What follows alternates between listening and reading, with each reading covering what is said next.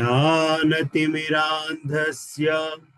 ज्ञानाञ्जनशलाकया चक्षुरोन्मिलितं येन तस्मै श्रीगुरवे नमः। श्रीचैतन्या मनोभीष्टं स्थापितं येन भूतले स्वयं रूपा कदा मह्यं ददाति स्वापदान्तिकम्।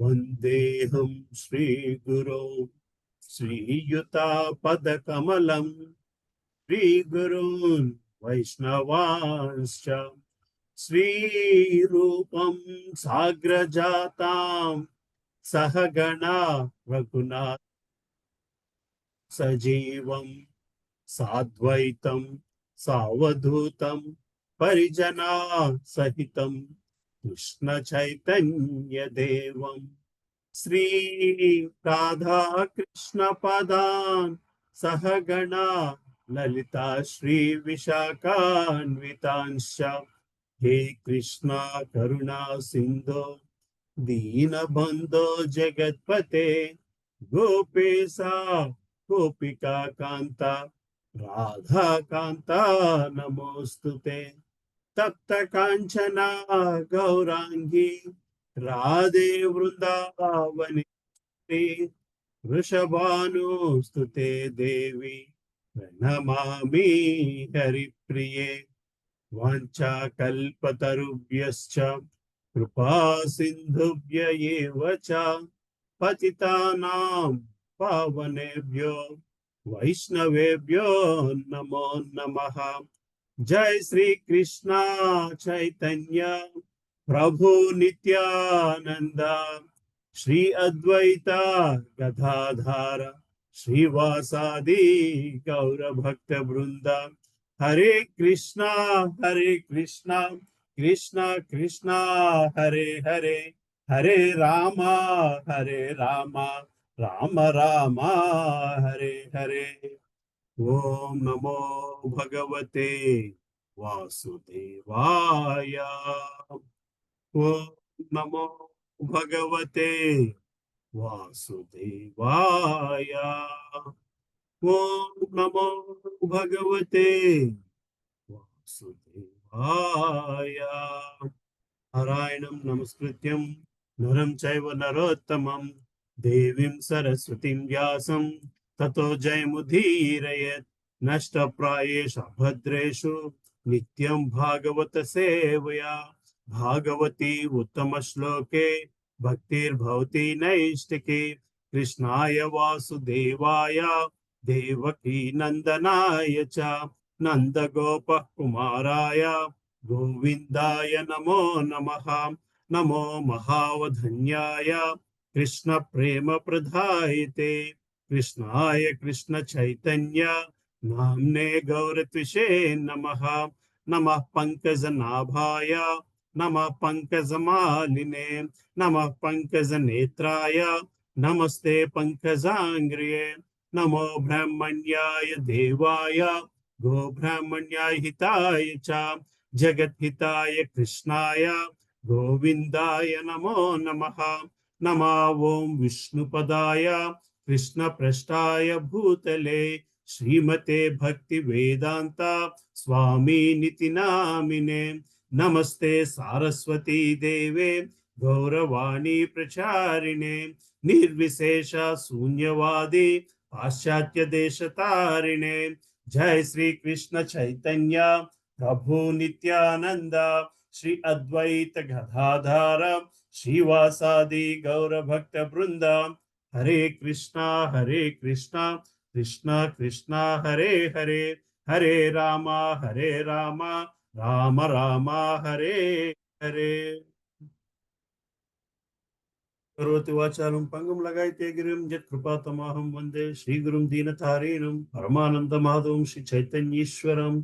ओम अपवित्रो पवित्रो वा सर्वास्तगतोऽपि वा यस्मरेति पुण्डरीकाक्षं स बाह्याभ्यन्तर शुचिः। Shri Vishnu Shri Vishnu Shri Vishnu.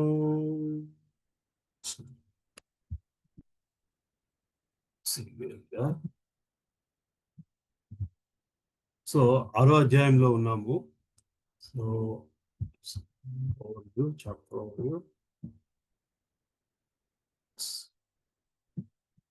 think we are in this section. మనసు అష్టాంగ యోగాల దశలు యోగాభ్యాసంకి అది ఎట్లాగా అష్టాంగ యోగాతో యోగాభ్యాసం ఎట్లా చేయాలి. యోగా అనగా మళ్ళీ భగవంతునితో బంధం ఏర్పరచుకునే యోగా గురించి మనం మాట్లాడుతున్నాము. ఫిజికల్ ఎక్సర్సైజ్ యోగా కాదు, రైట్? సో ఈ సెక్షన్ లోని I think we looked at like 25th 26th శ్లోక 27 నుంచి చెప్పాలి.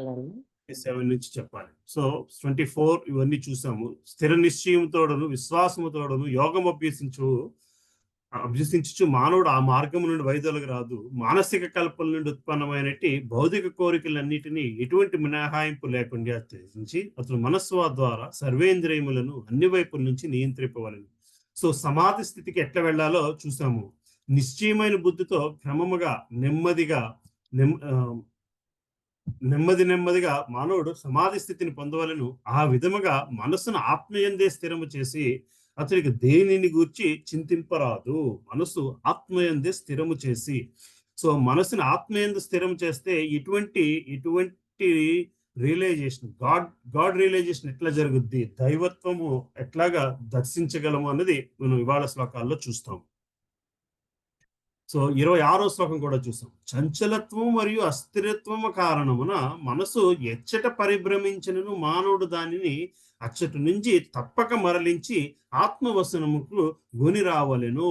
కానీ మనసు దాని స్థిరత్వం ఉండదయ్యా. మనసు ఎక్కడికెక్కడికో తిరుగుతూ ఉంటుంది. కానీ మనము మన గోల్ అన్నది మర్చిపోకుండా ఆ గోల్ కోసం దానిని ఎప్పటికప్పుడు ఎక్స్ప్లిసిట్ గా తీసుకుని వచ్చి ఆ స్థిరత్వం కోసము, దాని ఆత్మస్థిరత్వము కోసము ఆత్మవశములకు తీసుకురావాలి. నువ్వు మళ్ళీ back it under control of the self. మనస్సు దానిని విడిగా వదిలేయడానికి వీలు లేదు.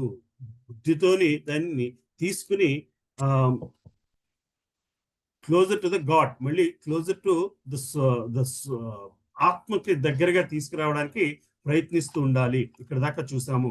27వ శ్లోకం నుంచి చూద్దాం. సో మనము ప్రతిసారి భగవంతుని స్థితి 3 రకాలుగా అర్థం చేసుకోవాలి అని చెప్పుకొస్తుంటాం. ఏమిటో 3 రకాలు? బ్రహ్మము, పరమాత్మ, భగవంతుడు. ఇవాళ ఆ 3 రకాలని ఎట్లాగా అర్థం చేసుకోవాలో ఇవాళ శ్లోకాల్లో మనకు కనబడతాయి. ఆ ఆలోచనకు నాంది ఈ 3 శ్లోకాలు. ఇంకా 3-4 శ్లోకాలు, 27, 28, 29, 30, 31 ఈ బంచ్ ఆఫ్ శ్లోకాల నుంచి భగవంతుడు ఎట్లాగా భగవంతుని అర్థం చేసుకోవాలో మనకి ఎక్స్ప్లెయిన్ చేసుకొస్తుంటారు. So let's go into those shlokas. 27th shloka ఎవరు చదువుతారమ్మా?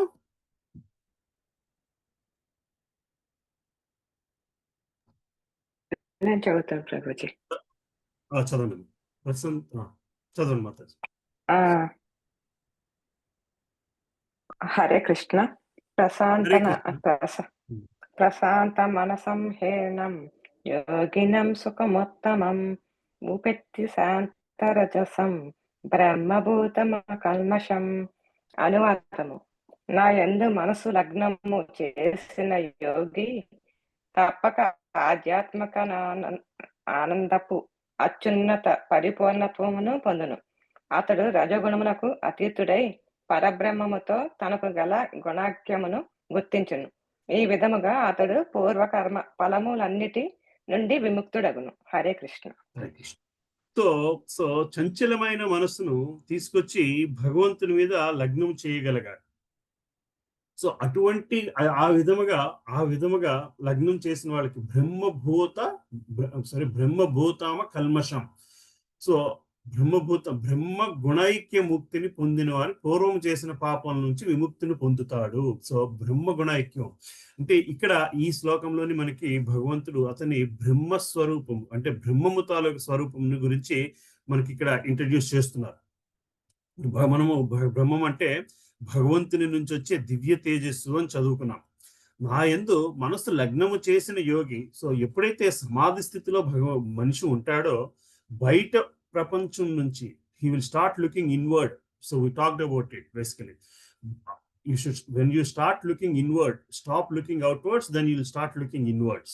అది యోగా మనల్ని తీసుకురావాలి, ఆ స్థితికి మనల్ని యోగా తీసుకురావాలి. సో ఆ స్థితికి తీసుకొచ్చిన తర్వాత మనిషి ఆధ్యాత్మిక ఆనందాన్ని అనుభవించగలుగుతాడయ్యా. ఆధ్యాత్మిక ఆనందం ట్రాన్సెండెంటల్ హ్యాపీనెస్ బేసికలీ. ఇక్కడ సుఖము అంటే ఆ ఆధ్యాత్మిక సుఖం. యోగిన సుఖం ఉత్తమం. సో అటువంటి ఉత్తమమైన సుఖము అంటే ఆధ్యాత్మిక సుఖం. ఎప్పుడైతే మనిషి లోపలికి చూడడం మొదలు పెడతాడో అటువంటి ఆధ్యాత్మిక ఉత్తమ స్థితిని చూస్తాడు. ఎందుకంటే రజోగుణముకు అతీతుడై ఉంటాడు. రజోగుణం అంటే మోడ్ ఆఫ్ ప్యాషన్. రజోగుణం తాలూకు లక్షణం ఏంటి? ఎప్పుడూ ఏదోటి చేసేయాలి, ఎప్పుడూ ఏదోటి ఆలోచించేయాలి. ఇది రజోగుణం లక్షణం నుంచి వచ్చిన లక్షణం. ఖాళీగా ఉండలేము. ఒక్క క్షణమైనా సరే ఫిజికల్ గా ఇంకా ఖాళీగా ఉండగలగేమో కానీ మనసును ఎప్పుడూ కూడా ఖాళీగా ఉంచలేము. ఆ స్థితిని దాటుతాడు. ఎప్పుడు దాటగలుగుతాడు? ఒక పరిస్థితి మనం ముందు శ్లోకాల్లో చదువుకున్నట్టు ఫిజికల్ గా అష్టాంగ యోగాతోని మనం లోపలికి చూడడం మొదలుపెట్టి సమాధి స్థితిలోకి వెళ్ళినప్పుడు రజో గుణము ఆల్మోస్ట్ న్యూట్రలైజ్ అయిపోయి ఉంటుంది, తగ్గిపోయి ఉంటుంది. అతడు రజోగుణములకు అతీతుడై పరబ్రహ్మముతో తనకు గల గుణైక్యమును గుర్తించను. అప్పుడు ఏం జరుగుతుంది? మనిషి తనకి భగవంతునితో ఉన్న ఐక్యం కాదు, గుణైక్యము అంటే లక్షణాలలో తనకి భగవంతుడికి ఉన్న లక్షణాలని గ్రహించడం మొదలు పెడతాడంట. ఈ విధముగా అతడు పూర్వ కర్మఫలములన్నింటి నుంచి విముక్తులగును. పూర్వ కర్మఫలములంటే ఎట్లాగా పూర్వ కర్మఫలాల నుంచి విముక్తులవుతాడు మనిషి? కర్మ నుంచి ఎవరు తప్పించుకోలేరు, కానీ కర్మఫలాల నుంచి విముక్తుడైపోతాడు అంటున్నారు ఇక్కడ. కర్మఫలం నుంచి విముక్తుడు ఎట్లాగవుతాడు అంటే పూర్వ కర్మ మీద ఉండే కోరిక ఇంకా నిలబడదు. ఎప్పుడైతే ఆ కోరిక నశించిపోతుందో ఆ కోరిక స్థితి దాటిపోతుంది. అంటే ఫర్ ఎగ్జాంపుల్ మనము ధ్రువుడి కథ చూసుకుందాం. చూసుకుంటే ధ్రువుడు ఒక ఉద్దేశంతో తపస్సు చేసుకున్నాడు. ఎప్పుడైతే భగవంతుడు ప్రత్యక్షమయ్యాడో అప్పటికీ కూడా తను ఇంకా తన రాజ్యాన్ని కావాలి, తన తండ్రి కంటే గొప్ప రాజ్యం గొప్ప సింహాసనం తనకు ఉండాలి. అది అయిన తర్వాత భగవంతుడు తన శంఖం తీసి ధ్రువుడి తల మీద పెడతాడు. తల మీద పెట్టిన తర్వాత ధ్రువుడికి ఒక మార్పు వస్తుంది. ఆ మార్పులో ఏం మాట్లాడతాడు? అరే, ఇంతటి భగవంతుడు నా ఎదురుగా ప్రత్యక్షమైనప్పుడు ఇంతటి చిన్న కోరికని కోరేనా నేను? భగవంతుడికి మోక్షం కదా కోరాల్సింది అన్న జ్ఞానం వస్తుంది. సో ఈ జ్ఞానముతోని తన కర్మ నశించిపోయినట్లే. ఏం కర్మ నశించిపోయింది?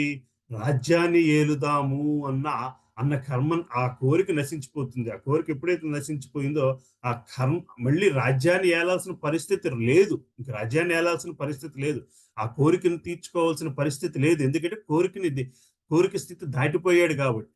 సో మనము ఆధ్యాత్మిక స్థితిలో ఉన్నప్పుడు పాత కర్మలు ఎట్లా నశిస్తాయ్యా అంటే ఆ పాత కోరిక నశించిపోతుంది. పాత కోరిక ఎప్పుడైతే నశించిపోతుందో కర్మని దాటిన వాళ్ళం అవుతాం మనం. అప్పుడు that's how we call maturity in real life, right? చిన్నప్పుడు ఒక ఆలోచనని అదే గొప్ప ఆలోచన అన్న భావనలో ఉంటాము. 10 ఏళ్ల తర్వాత అరే అప్పుడు అంత తక్కువగా ఆలోచించానేంటి అనుకున్నప్పుడు ఆ ఆలోచనతో సంబంధించిన కోరికలన్నీ కూడా ఒక్క నిమిషము అదృశ్యమైపోతాయి. That's what we call maturity in life, right?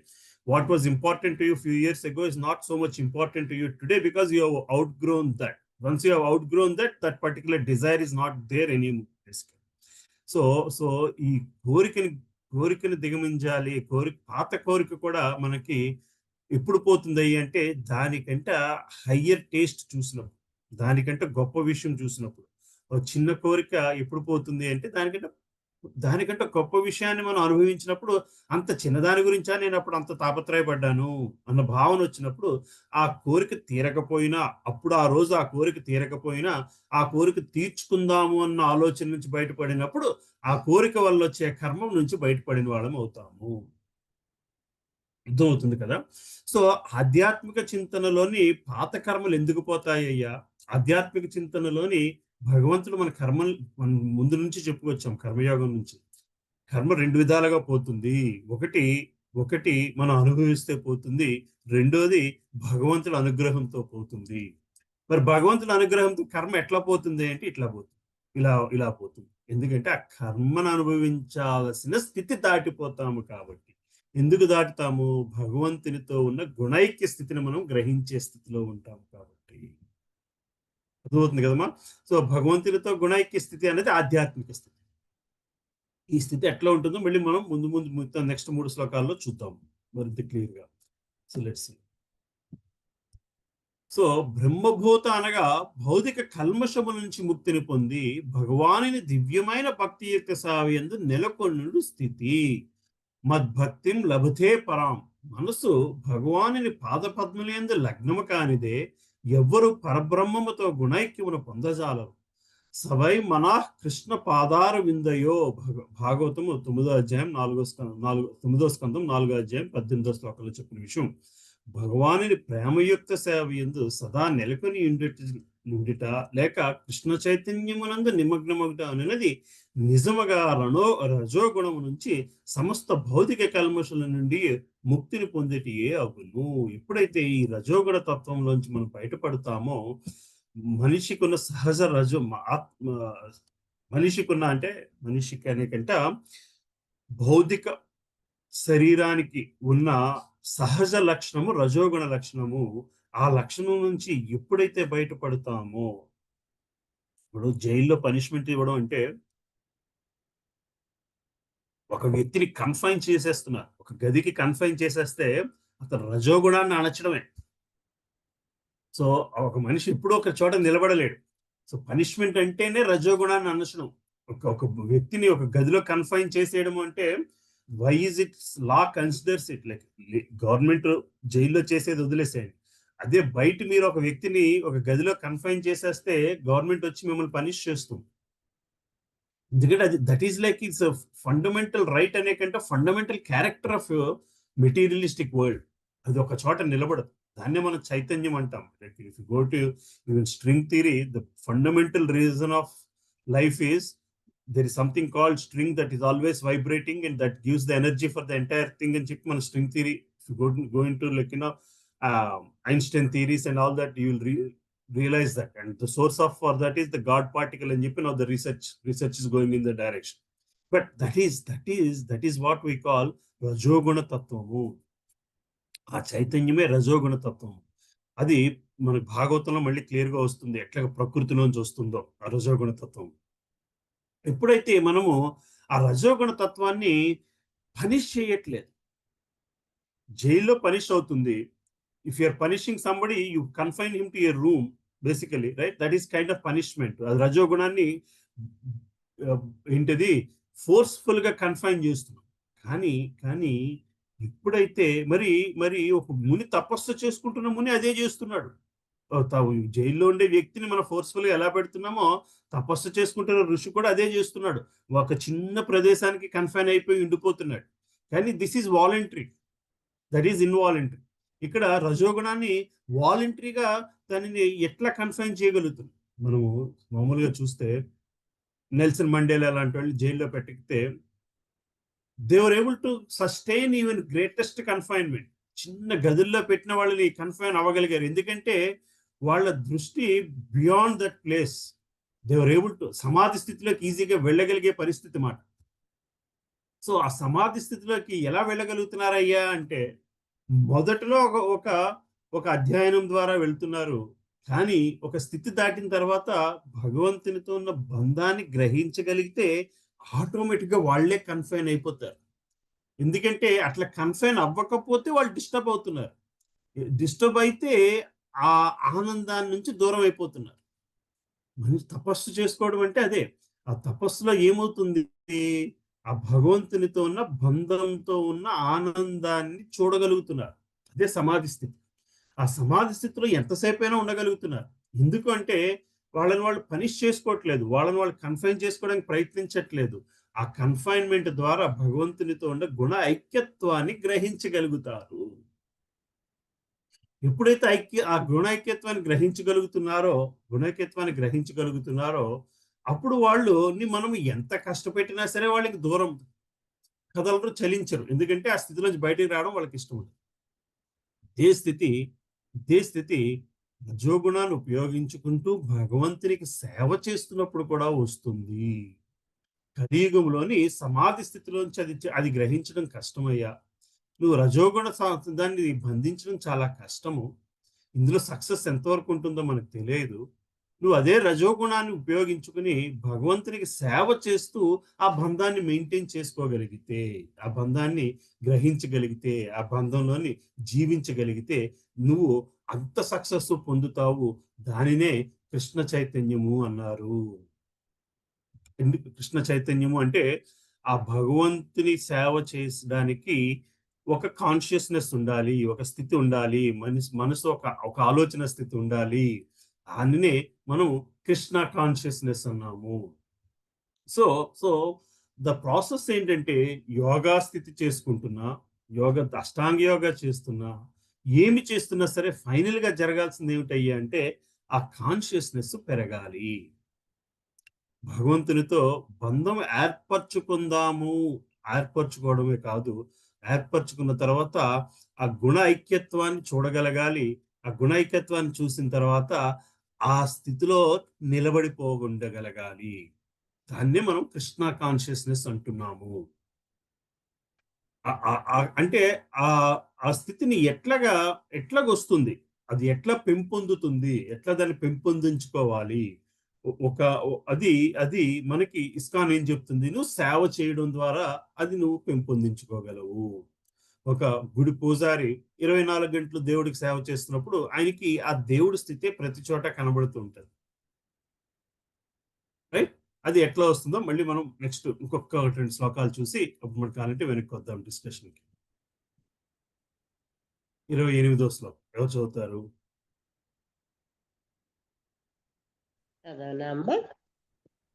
చదువు. హరే కృష్ణ.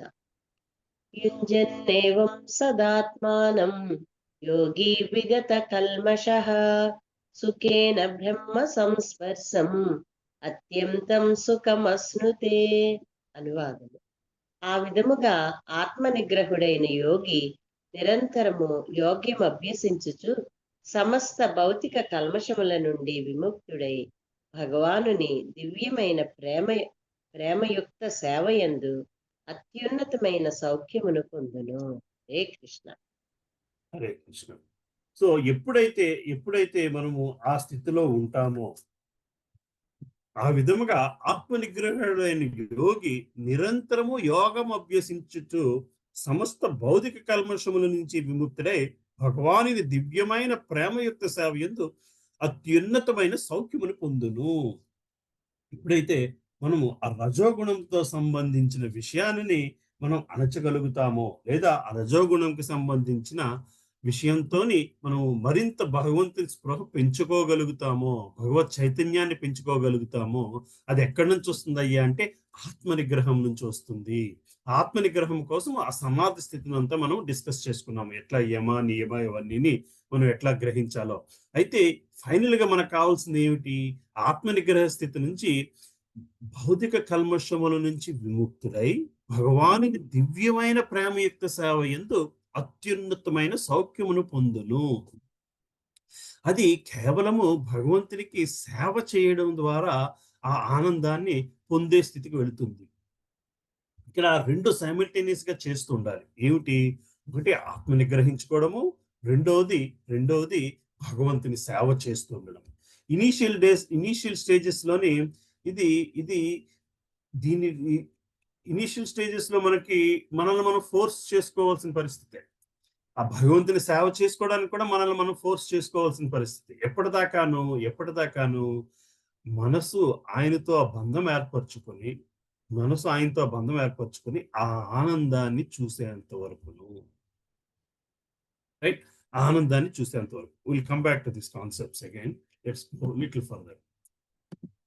ఆత్మానుభూతి అనగా భగవానునితో తనకు గల సంబంధమును ఎరుగగలుగుటియే ప్రతి జీవాత్మ భగవంతుని అంశమై ఉందిన ఆ భగవానికి దివ్యమైన సేవ చేయుటియే దాని నిజస్థితి.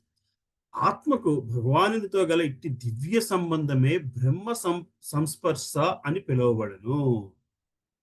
So so that is the ultimate goal of any soul. మానవుడు ప్రతి జీవి కూడా ఆ భగవంతునితో ఉన్న ఆ సంబంధాన్ని తెలుసుకోవడమే అంతిమ లక్ష్యము. దానికోసమే అది ప్రాకులాడాలి.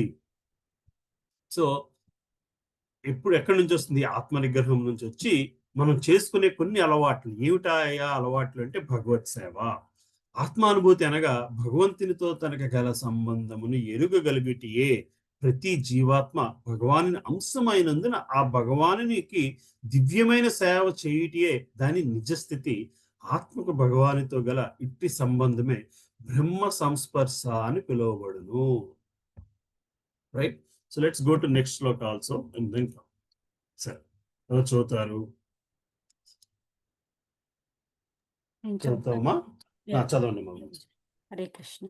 సర్వభూతస్థమాత్మానం సర్వభూతాని చాత్మని ఈక్షతే యోగయుక్తాత్మా సర్వత్ర సమదర్శనః. అనువాదం: నిజమైన యోగి నన్ను సర్వజీవుల యందును మరియు సర్వజీవులను నా యందును గాంచును. నిజమునకు ఆత్మదర్శి అయిన అట్టి వ్యక్తి దేవాదిదేవుడనైన నన్నే సర్వత్రా గాంచును. హరే కృష్ణ.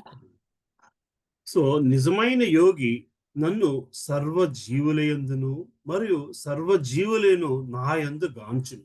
నిజమునకు ఆత్మదర్శి అయినట్టి వ్యక్తి దేవాది దేవుడైన నన్నే సర్వత్రా గాంచును. సో మనము మాట్లాడే పరమాత్మ కాన్సెప్ట్ ఇక్కడి నుంచి వస్తుంది. నిజమైన యోగి అన్ని జీవుల యందు నన్ను నా యందు అన్ని జీవులను చూస్తాడు. పరమాత్మ అంటే అన్ని జీవుల యందు నేను పరమాత్మ రూపంలో ఉన్నాను అని చెప్పడం బేసికల్గా. అయితే ఎప్పుడైతే మనము భగవంతుని స్వరూపము అన్ని పరమాత్మ రూపంలోని నాలో కూడా ఉంది అన్నది ఎప్పుడు గ్రహించగలుగుతాము? ఆ భగవంతుడికి సేవ చేస్తూ ఆ దివ్యమైన అతని దివ్య స్థితిని చూసి మనకి అతనికి ఉన్న గుణైక్యతను, గుణంలో ఎట్లా మనము భగవంతుని గుణాలని మనలోని మనము చూడగలిగి వాటిని బయటికి తీయగలుగుతామో అప్పుడు ఏం జరుగుద్దయ్యా అంటే అందరిలోని నాలో ప్రతి ఒక్క వ్యక్తిలోని ఉన్న పరమాత్మని చూడడం జరుగుతుంది. ఎప్పుడైతే మనలో ఉన్న పరమాత్మని చూడడం జరుగుతుందో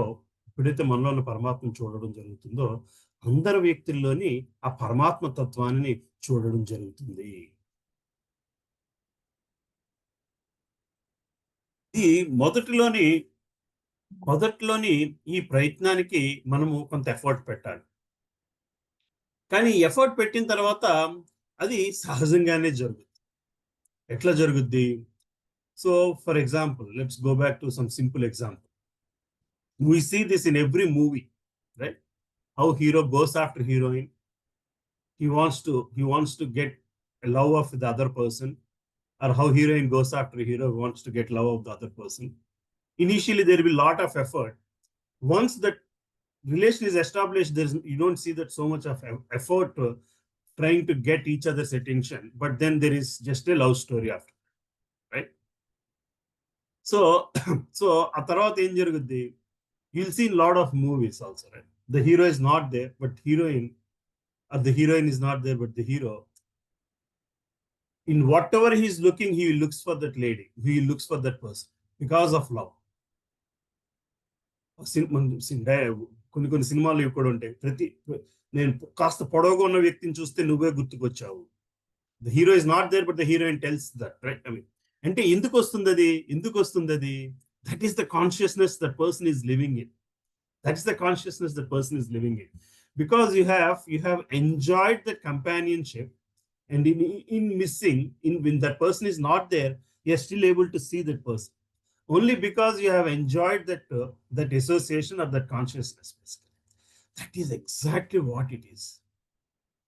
మనం ఎప్పుడైతే మనము అనేసరికి మన భౌతిక తత్వం, మన భౌతిక తత్వం అనేసరికి మనసు, బుద్ధి, అహంకారం. ఈ 3 భగవంతుని తాలూకా ఆధ్యాత్మిక తత్వంతోని సంబంధంతో ఉన్న రుచిని చవి చూడగలిగితే, ఒక్కసారి ఆ రుచిని చూసినప్పుడు ఎప్పుడు చూస్తాము? అదే మన జీవిత లక్ష్యము అని గ్రహించగలిగిన నాడు, అదే మన జీవిత లక్ష్యము, భగవంతునితో ఉన్న బంధాన్ని పునర్నిర్మించుకోవడానికే నాకు మానవ జన్మ వచ్చినది అని గ్రహించగలిగిన నాడు ఆ ప్రయత్నం చేస్తాము. ఆ ప్రయత్నం చేయడంలోని ప్రయత్నం కోసము అన్నిటిని షట్ డౌన్ చేసేసి మనం ఇన్వర్డ్‌గా చూడడం మొదలు పెడితే మనలో ఉన్న పరమాత్మతో ఉన్న బంధాన్ని గ్రహించగలుగుతాము. ఎప్పుడైతే అది గ్రహించగలుగుతామో మనము ప్రతి ఒక్కరిలో కూడా ఆ ఉన్న పరమాత్మని గ్రహించగలడం జరుగుతుంది. సో మనలో పరమాత్మని చూస్తాము. ప్రతి వ్యక్తిలో కూడా పరమాత్మ స్థితిని చూడగలుగుతాము. రైట్? మనం గోపి గీతలో కూడా చూసాము. గోపికలందరూ శ్రీకృష్ణ పరమాత్ముడు అలా కనబడుతూ ఒక్క నిమిషం అదృశ్యమైపోతే ఈ గోపికలందరూ కూడా ఆ చెట్టును అడుగుతారు, అరే కృష్ణుని చూసావా? ఈ పుట్టను అడుగుతారు, కృష్ణుని చూసావా? పువ్వును అడుగుతారు, కృష్ణుని చూసావా? ఒక జింకను అడుగుతారు, కృష్ణుని చూసావా? అది గోపి గీతలోని ఒక మగ జింకని కనబడితే కృష్ణుని చూసావా? అయినా నువ్వు మగ జింకవు కదా, నువ్వు కృష్ణుడి పక్షాన్నే చూసినా మాకు చెబుతావో లేదో. ఒక ఆడ జింకను చూసినప్పుడు అరే అరే మా కృష్ణుని చూసావా? నువ్వు ఆడ జింకవు కాబట్టి నువ్వు మగ జింక నుంచి దూరం అయితే ఎంత ఇది ఉంటుందో నీకు అర్థమవుతుంది కదా, మా పరిస్థితి నువ్వు అర్థం చేసుకోగలవు కదా. అంటే ప్రతి దాంట్లోని ఆ కృష్ణతత్వాన్ని చూడగలడమే మనకు కావాల్సింది. అర్థమవుతుంది కదమ్మా. సో అన్నిటిలోని భగవంతుని చూడడం అంటే అందరిలోని భగవంతుడు ఉన్నాడు, అందరినీ దేవుడి లక్షణం కాదు, మనకున్న బంధాన్ని అన్ని చోట్ల వెతకగలడము. భగవంతునితో ఉన్న బంధాన్ని ప్రతి చోట వెతకగలిగే స్థితిలో ఉన్న వాళ్ళు ఇంకా వాళ్ళకి మనం ఏం చెప్పుకొచ్చాం మొదట్లోని స్థిత ప్రజ్ఞత్వం ఉండాలి. ఆ స్థిత ప్రజ్ఞత్వం ఇప్పుడు ఎక్కడికి దాకా లీడ్ చేసింది? అందరూ సమానత్వము. అందరూ ఎందుకు సమానత్వం అయ్యారు? అందరిలోని ఆ పరమాత్మ తత్వము ఉన్నది కాబట్టి. నేను ఆ పరమాత్మ తత్వంతోని బంధాన్ని ఏర్పరచుకోగలిగాను. ఆ పరమాత్మ తత్వము ఇక్కడ ఉంది, ఇక్కడ ఉంది, ఇక్కడ అన్నిట్లోని ఉంది. నాకు ఈ వస్తువుతో ఉన్న సంబంధము పరమాత్మ తత్వం లెవెల్‌లో ఉంది. అదే భగవంతుడిని అన్ని జీవులు యందు చూడడము అంటే. నిజమైన యోగి నన్ను సర్వజీవుల యందు మరియు సర్వజీవులను నా యందు గాంచగలడు. నిజమునకు ఆత్మదర్శి అయినట్టి వ్యక్తి దేవాది దేవుడైన నన్నే సర్వత్రా గాంచును. సో ఆ స్థిత ప్రజ్ఞత్వం తాలూకా అంతిమ లక్ష్యం ఏమిటయ్యా అంటే భగవంతుడిని అన్నిటిలోనూ చూడగలిగే స్థితికి ఎదగగలడం. ఏది చూసినా భగవంతుని ప్రేమ గుర్తుకు రాగలగడం. అన్నిట్లోని భగవంతుని చూడడం అంటే ఏది చూసినా సరే ఆయన ఉనికిని గ్రహించగలడము. అరే ఈ వస్తువు ఎంత బాగుంది, ఇంత బాగుంది అంటే ఇది భగవంతుని కృప లేకుండా దీనికి ఈ అందం ఎట్లా రాగలదు? ఇది ఒక వ్యక్తి సృష్టించాడు, ఒక సిస్టమ్ సృష్టించింది. కానీ ఆ వ్యక్తికి ఆ సిస్టమ్‌కి మూలము ఒక జీవి ఉన్నాడు. ఆ జీవికి మూలము భగవంతుడు ఉన్నాడు. ఆ భగవంతుడు నాలో పరమాత్మ రూపంలో ఉన్నాడు. అతనితోని నాకు బంధం ఉంది కాబట్టి ఈ వస్తువుతోని, ఈ వ్యక్తితోని దీన్ని సృష్టించిన ఆ పరమాత్మ అంశ ద్వారా వచ్చిన ఆత్మ సృష్టించింది కాబట్టి నేను ఆ ఆత్మని, పరమాత్మని ఈ వస్తువులో చూడగలగాలి. ఆ స్థితికి ఎట్లా ఎదుగుతాడయ్యా అన్నది మనము ఈ శ్లోకాల్లో మనకి కృష్ణుడు అర్జునుడికి చెప్తున్నాడు. అంటే నువ్వు అన్నిటిలోని కూడా నా ఉనికిని చూడగలగాలి. నేను తపస్సు చేసుకుని సన్యాసం తీసుకుని యుద్ధం నుంచి విరమించుకుంటాను అనుకుంటున్నావు. అసలు నువ్వు అన్నది లేదు ఇక్కడ. నువ్వు అనుకుంటున్నదల్లా భౌతికమయ్యా. నువ్వు అనుకోవలసిన నువ్వు ఎవరయ్యా అంటే ఆధ్యాత్మిక భగవంతుని అంశ అయిన ఆ తత్వాన్ని నువ్వు గ్రహించాలి. ఆ తత్వానికి కృష్ణతత్వంతో, కృష్ణుడితో ఉన్న బంధాన్ని నువ్వు గ్రహించాలి. అది నువ్వు గ్రహించి అది రమిస్తున్నప్పుడు నువ్వు ఏమి చేసినా సరే నా కోసము, నా గురించి చేస్తున్నాను అన్న భావనలోకి వెళ్ళగలుగుతావు. అర్థమవుతుంది కదమ్మా. సో దీని భాష్యం చూద్దాం.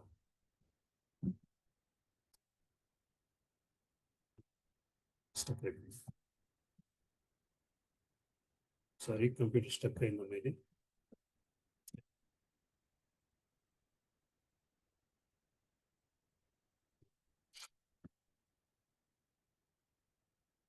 హృదయములలో పరమాత్మ రూపములు నెలకొనినట్టి శ్రీకృష్ణ భగవాను దర్శింపగలిగినందున కృష్ణ చైతన్యవంతుడైన యోగియే నిజమైన ద్రష్ట అనబడును.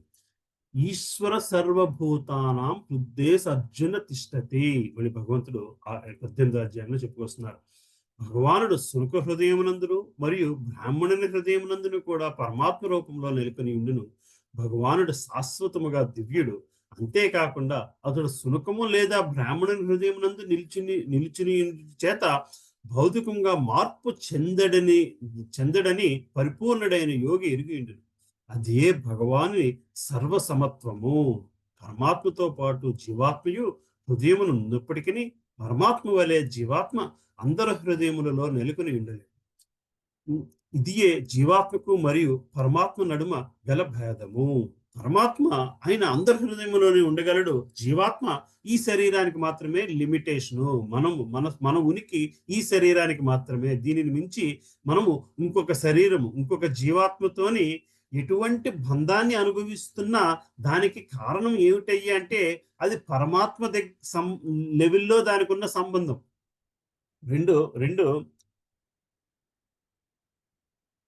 రెండు డివైజెస్ ఉన్నాయి. ఒక కంప్యూటర్, ఒక సెల్ ఫోన్. ఈ సెల్ ఫోను దాంట్లో ఉన్న విషయాన్ని అంతటినీ కూడా మనం చూడగలుగుతాం.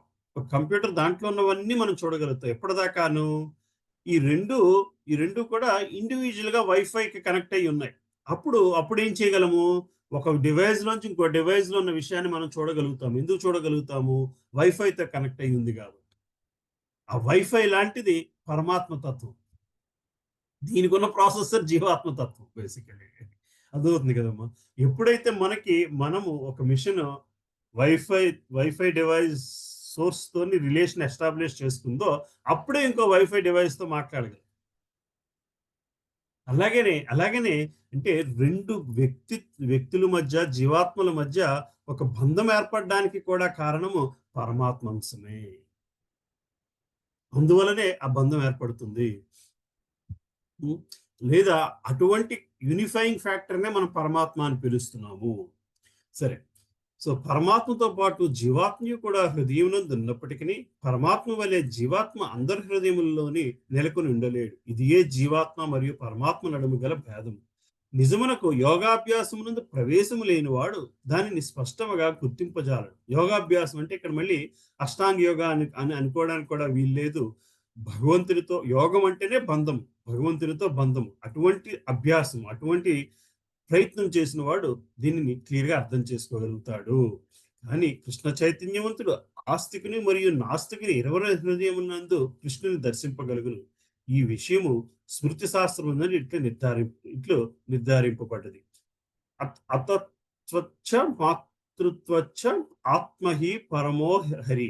భగవానుడు సర్వ ప్రాణులకు మూల కారణమొకటి చేత అతడు తల్లి లేదా పోషకుని వంటి వాడు. తల్లి తన సమస్త సంతానము పట్ల సమభావంతో నుండినట్లు భగవానుడు కూడా అట్లే సమభావముతో నుండును. సర్వజీవుల యందు అతడు పరమాత్మగా సదా నిలిచియుండును అని భావము. సో సమభావము అంటే అతను ప్రతి ఒక్కళ్ళలో కూడా పరమాత్మ రూపంలో సమానముగా నిలిచి ఉన్నాడు అని మనం గ్రహించగలగాలి. బాహ్యముగా కూడా జీవులు సదా భగవానుని శక్తి ఎందే నిలిచి ఉండును. సప్తమాధ్యాయంలో వివరింపబడినట్లు భగవానునికి ఆధ్యాత్మిక శక్తి, ఉన్నత శక్తి, భౌతిక న్యూన శక్తి అని ప్రధానముగా రెండు శక్తులు ఉన్నాయి. జీవుడు ఉన్నత శక్తి అంశమైనను భౌతిక న్యూన అపర శక్తితో బంధితుడై ఉన్నాడు. ఈ విధముగా అతడు ఎప్పుడును భగవానుని శక్తి ఎందునే ఉన్నట్టు వాడే, అనగా జీవుడు భగవానుని ఎందే ఏదో ఒక విధంగా స్థితిని కలిగి ఉన్నట్టు వాడే అవుతుంది. జీవులందరూ కూడా తమ కర్మఫలములను అనుసరించి వివిధ స్థితుల యందు నిలిచి ఉన్నప్పటికీ అన్ని పరిస్థితుల యందు వారు భగవానుని దాసులేనని గుర్తింపగలిగినందున యోగి ఆ సమదర్శి అయి ఉండును. భౌతిక శక్తి యందు నెలకొనినప్పుడు జీవుడు భౌతిక ఇంద్రియం సేవించును. కానీ అదే జీవుడు ఆధ్యాత్మిక శక్తి యందు నెలకొనినప్పుడు మాత్రము ప్రత్యక్షముగా దేవాది దేవుని సేవించును. ఈ రెండు స్థితుల యందు జీవుడు భగవానుని దాసుడే. ఇట్టి సమదృష్టి చైతన్యవంతుడైన వ్యక్తి యందు పరిపూర్ణముగా నుండును. సో ఈ సమానత్వం ఎక్కడి నుంచి వస్తుందయ్యా అంటే మనకి భగవంతునితో ఉన్న బంధము నుంచే వస్తుంది. మనకి భగవంతునితో ఉన్న బంధము ఎస్టాబ్లిష్ చేసుకోవడానికి మనం భగవంతుడిని అతడు మొదటి శ్లోకంలోని అతను ప్రతి చోట ఒక తేజస్సుగా ఉన్నాడు అన్నది గ్రహించగలిగితే అది అది బ్రహ్మ తేజస్సు, బ్రహ్మము తాలూకు స్థితి అని గ్రహించగలిగితే, రెండోది అందరిలోనూ నేను పరమాత్మ రూపంలో ఉన్నాను అని ఆయనే చెప్పుకొస్తున్నారు. సో భగవంతుని మరో విధముగా అర్థం చేసుకోవాల్సిన విషయం ఏమిటంటే, మొదటిది బ్రహ్మ తేజస్సు అయితే రెండోది పరమాత్మ రూపము. అది అది అది అందరిలోని ఉంది అన్నది గ్రహించడమే భగవతత్వము. అది భగవంతుని గ్రహించే స్థితి అది. నెక్స్ట్ శ్లోకంలో చూద్దాం. ఓకే, సో నెక్స్ట్ శ్లోకము ఎవరు చదువుతారు? హరే కృష్ణ ప్రభుజీ, నేను చదవాలా? ఎస్ మా అనిత మాత చదవండి. 30వ శ్లోకము. యో మాం పశ్యతి సర్వత్రా సర్వం చ మయి పశ్యతి తస్యాహం న ప్రణశ్యామి సచ మే న ప్రణశ్యతి. నన్ను సర్వత్రా చూసేవాడికి, నాలో సమస్తమును చూసేవాడికి నేనెన్నడూ కనబడకపోను, అలాగే నాకు అతడెన్నడూ కనబడకపోడు. హరే కృష్ణ. Thank you Prabhuji. హరే కృష్ణ.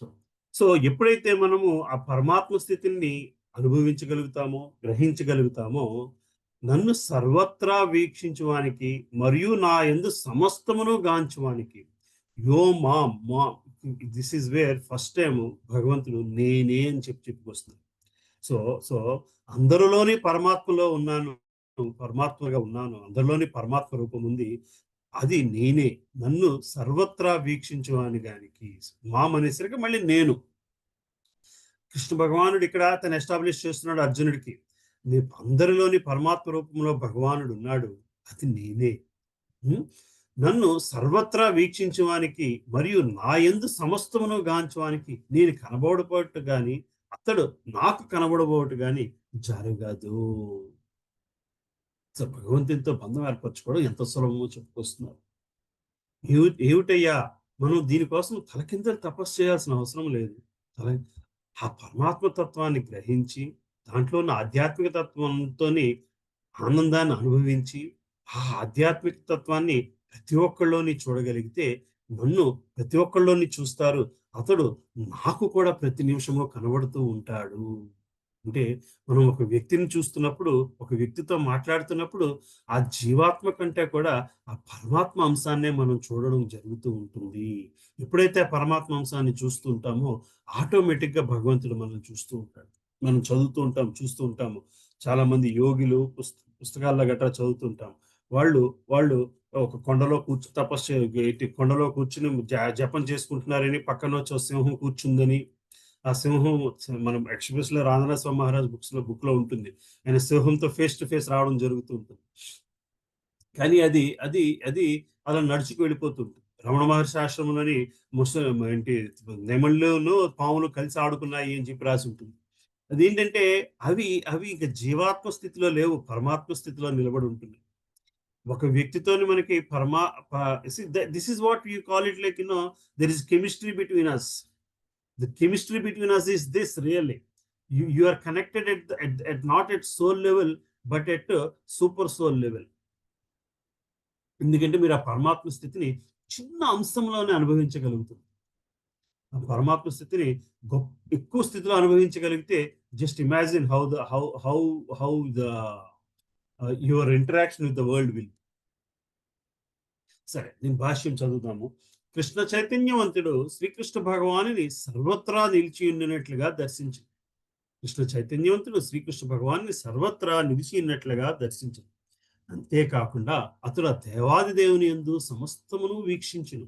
అట్టి వ్యక్తి ప్రకృతి యొక్క విభిన్న రూపమును దర్శించినట్లుగా గోచరించినను సర్వము శ్రీకృష్ణుని శక్తి ప్రదర్శనే అని ఎరిగి అన్ని వేళలా కృష్ణ చైతన్యమును కలిగి ఉండదు. శ్రీకృష్ణుడే సర్వమునకు ప్రభు. శ్రీకృష్ణుడు లేకుండా ఏది స్థితిని కలిగి ఉండలేదని భావనయే కృష్ణ చైతన్యపు మూల సిద్ధాంతము. కృష్ణ ప్రేమ వృద్ధియే కృష్ణ చైతన్యం. ఇది ఏ భౌతికమైన ముక్తికి అతీతమైనది. ఆత్మానుభూతికి అతీతమైనట్టి అట్టి కృష్ణ చైతన్యపు స్థితిలో భక్తుడు శ్రీకృష్ణునితో ఏకమగు.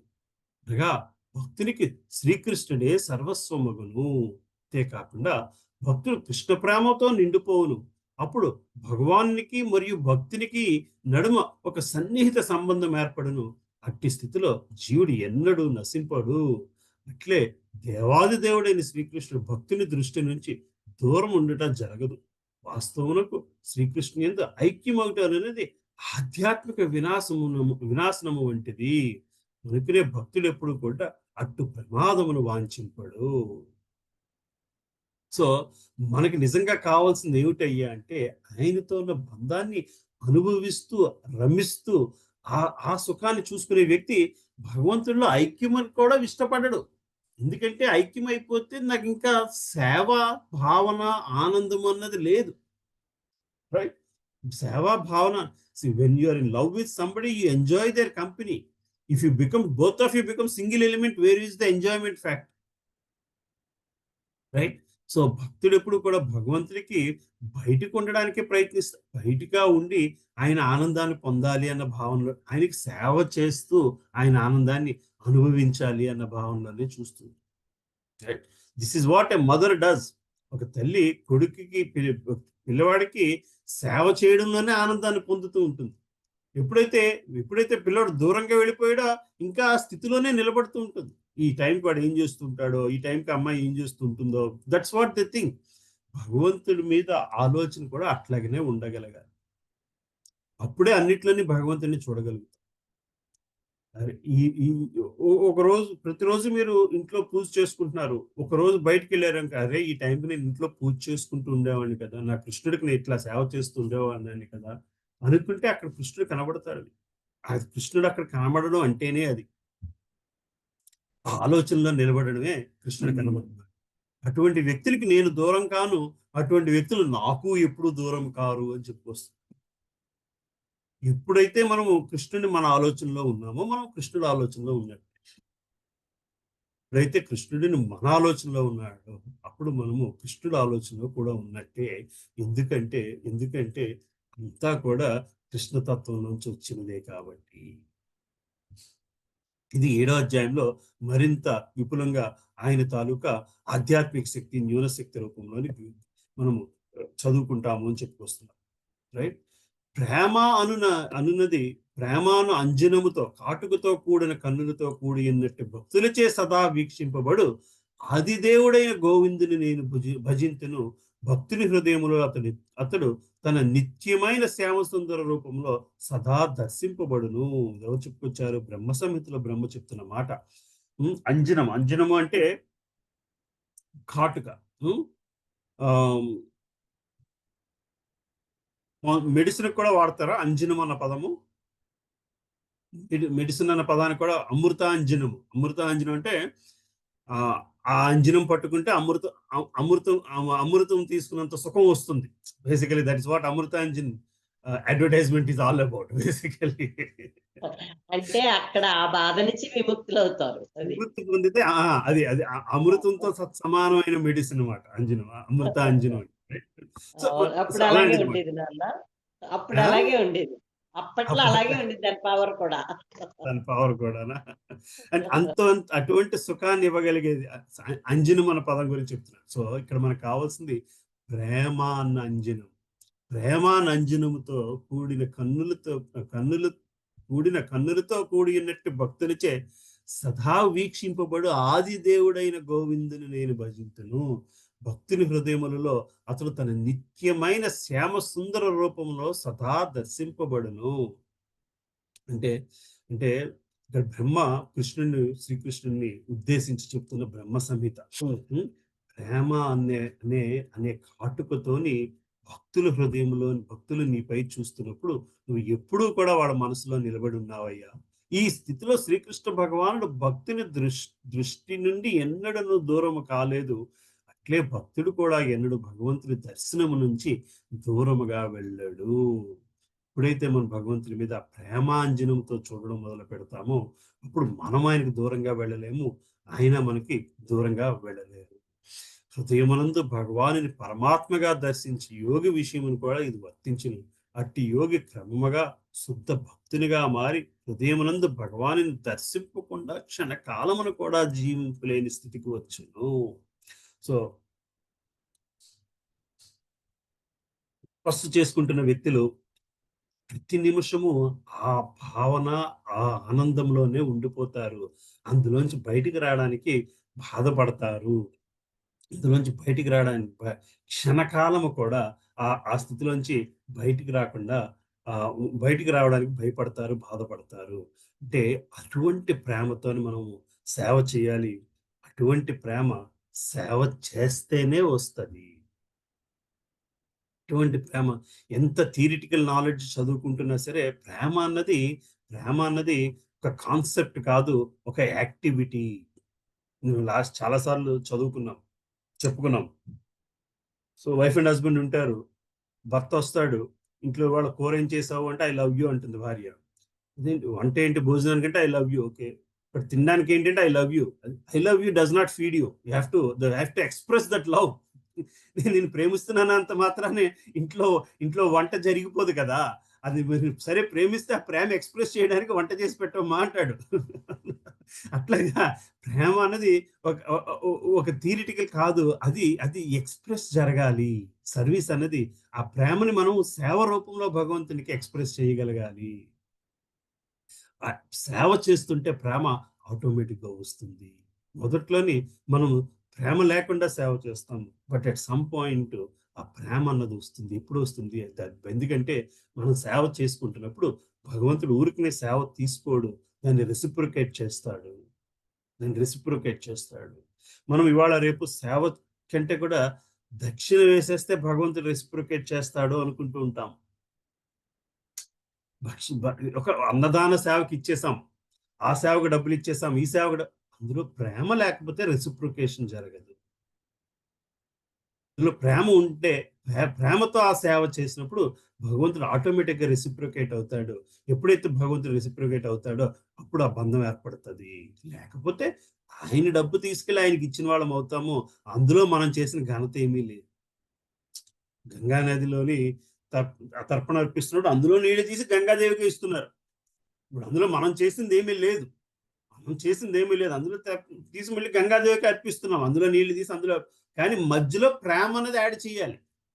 ఇక్కడ మీరు అర్పిస్తున్నది ఆ నీళ్లు కాదు, లేకపోతే అది ఉత్తి నీళ్లు తీసి మళ్ళీ ఆ నీళ్లు తీసి అందులో పోసినట్టే, దానివల్ల పెద్ద ప్రయోజనం. ఆ ప్రాసెస్లోని ప్రేమను కూడా యాడ్ చేయగలిగితే ఇప్పుడు ఆ నీళ్ళకి మనము పవర్ ఇచ్చినట్లు వాళ్ళు అవుతాము. అప్పుడు ఆ నీళ్ళకి, కింద ఉన్న నీళ్ళకి, మన చేతిలో ఉన్న నీళ్ళకి తేడా ఉంది. ఆ ప్రేమను ఆ నీళ్ళలో పోస్తున్నాం కాబట్టి మనం గంగాదేవికి నీళ్ళని అర్పించట్లేదు, ప్రేమను అర్పిస్తున్నాం, మా భక్తిని అర్పిస్తున్నాం. అర్థమవుతుంది కదా. అట్లాగనే భగవంతుని విషయంలో కూడా ఆ ప్రేమని అందించగలిగితే, ప్రేమ అంజనముతోని భగవంతుని భక్తులు చూస్తారు. అటువంటి వాళ్ళు ఎప్పుడూ కూడా అటువంటి వాళ్ళ మనసులో ఎప్పుడూ నువ్వు ఉన్నావు, అటువంటి వాళ్ళు ఎప్పుడూ నీ మనసులో ఉంటున్నారు. సరేనా? సో 30వ శ్లోకము 31వ శ్లోకం 31వ శ్లోకం ఎవరు చదువుతారు? చదవండి ఒక్క నిమిషం. ఎవరు చదువుతారమ్మా? చదువుతాను. చదవండి. 31 నిమిషం. సర్వభూతస్థితం యో మాం భజత్యేకత్వమాస్థితః సర్వథా వర్తమానోపి సయోగి మయి వర్తతే.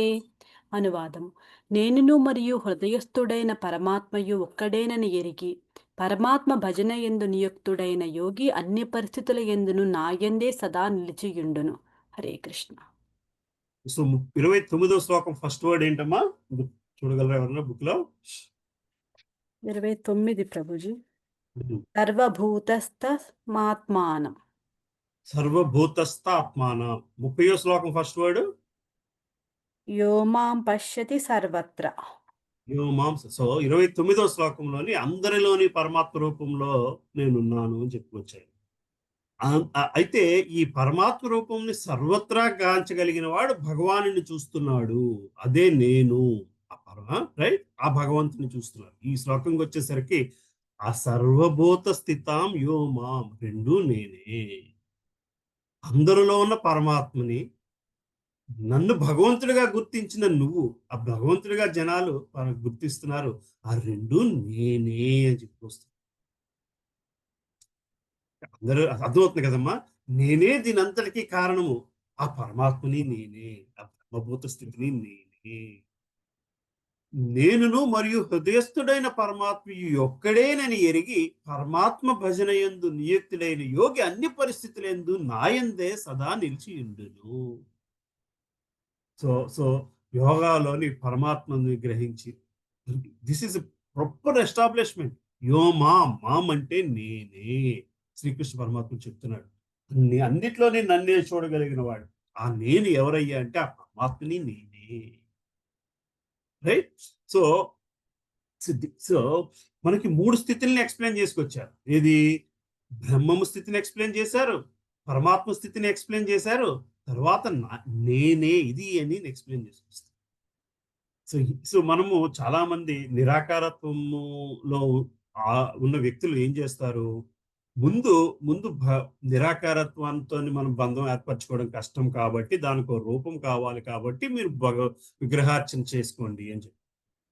కానీ సాకారత్వం భావనలో ఉన్న వాళ్ళు ఏం చెప్తారు, నిరాకారత్వం అనేది బ్రహ్మము, భగవంతుని తాలూకు దివ్య తేజస్సు, భగవంతుడు అసలు ఉన్నాడు.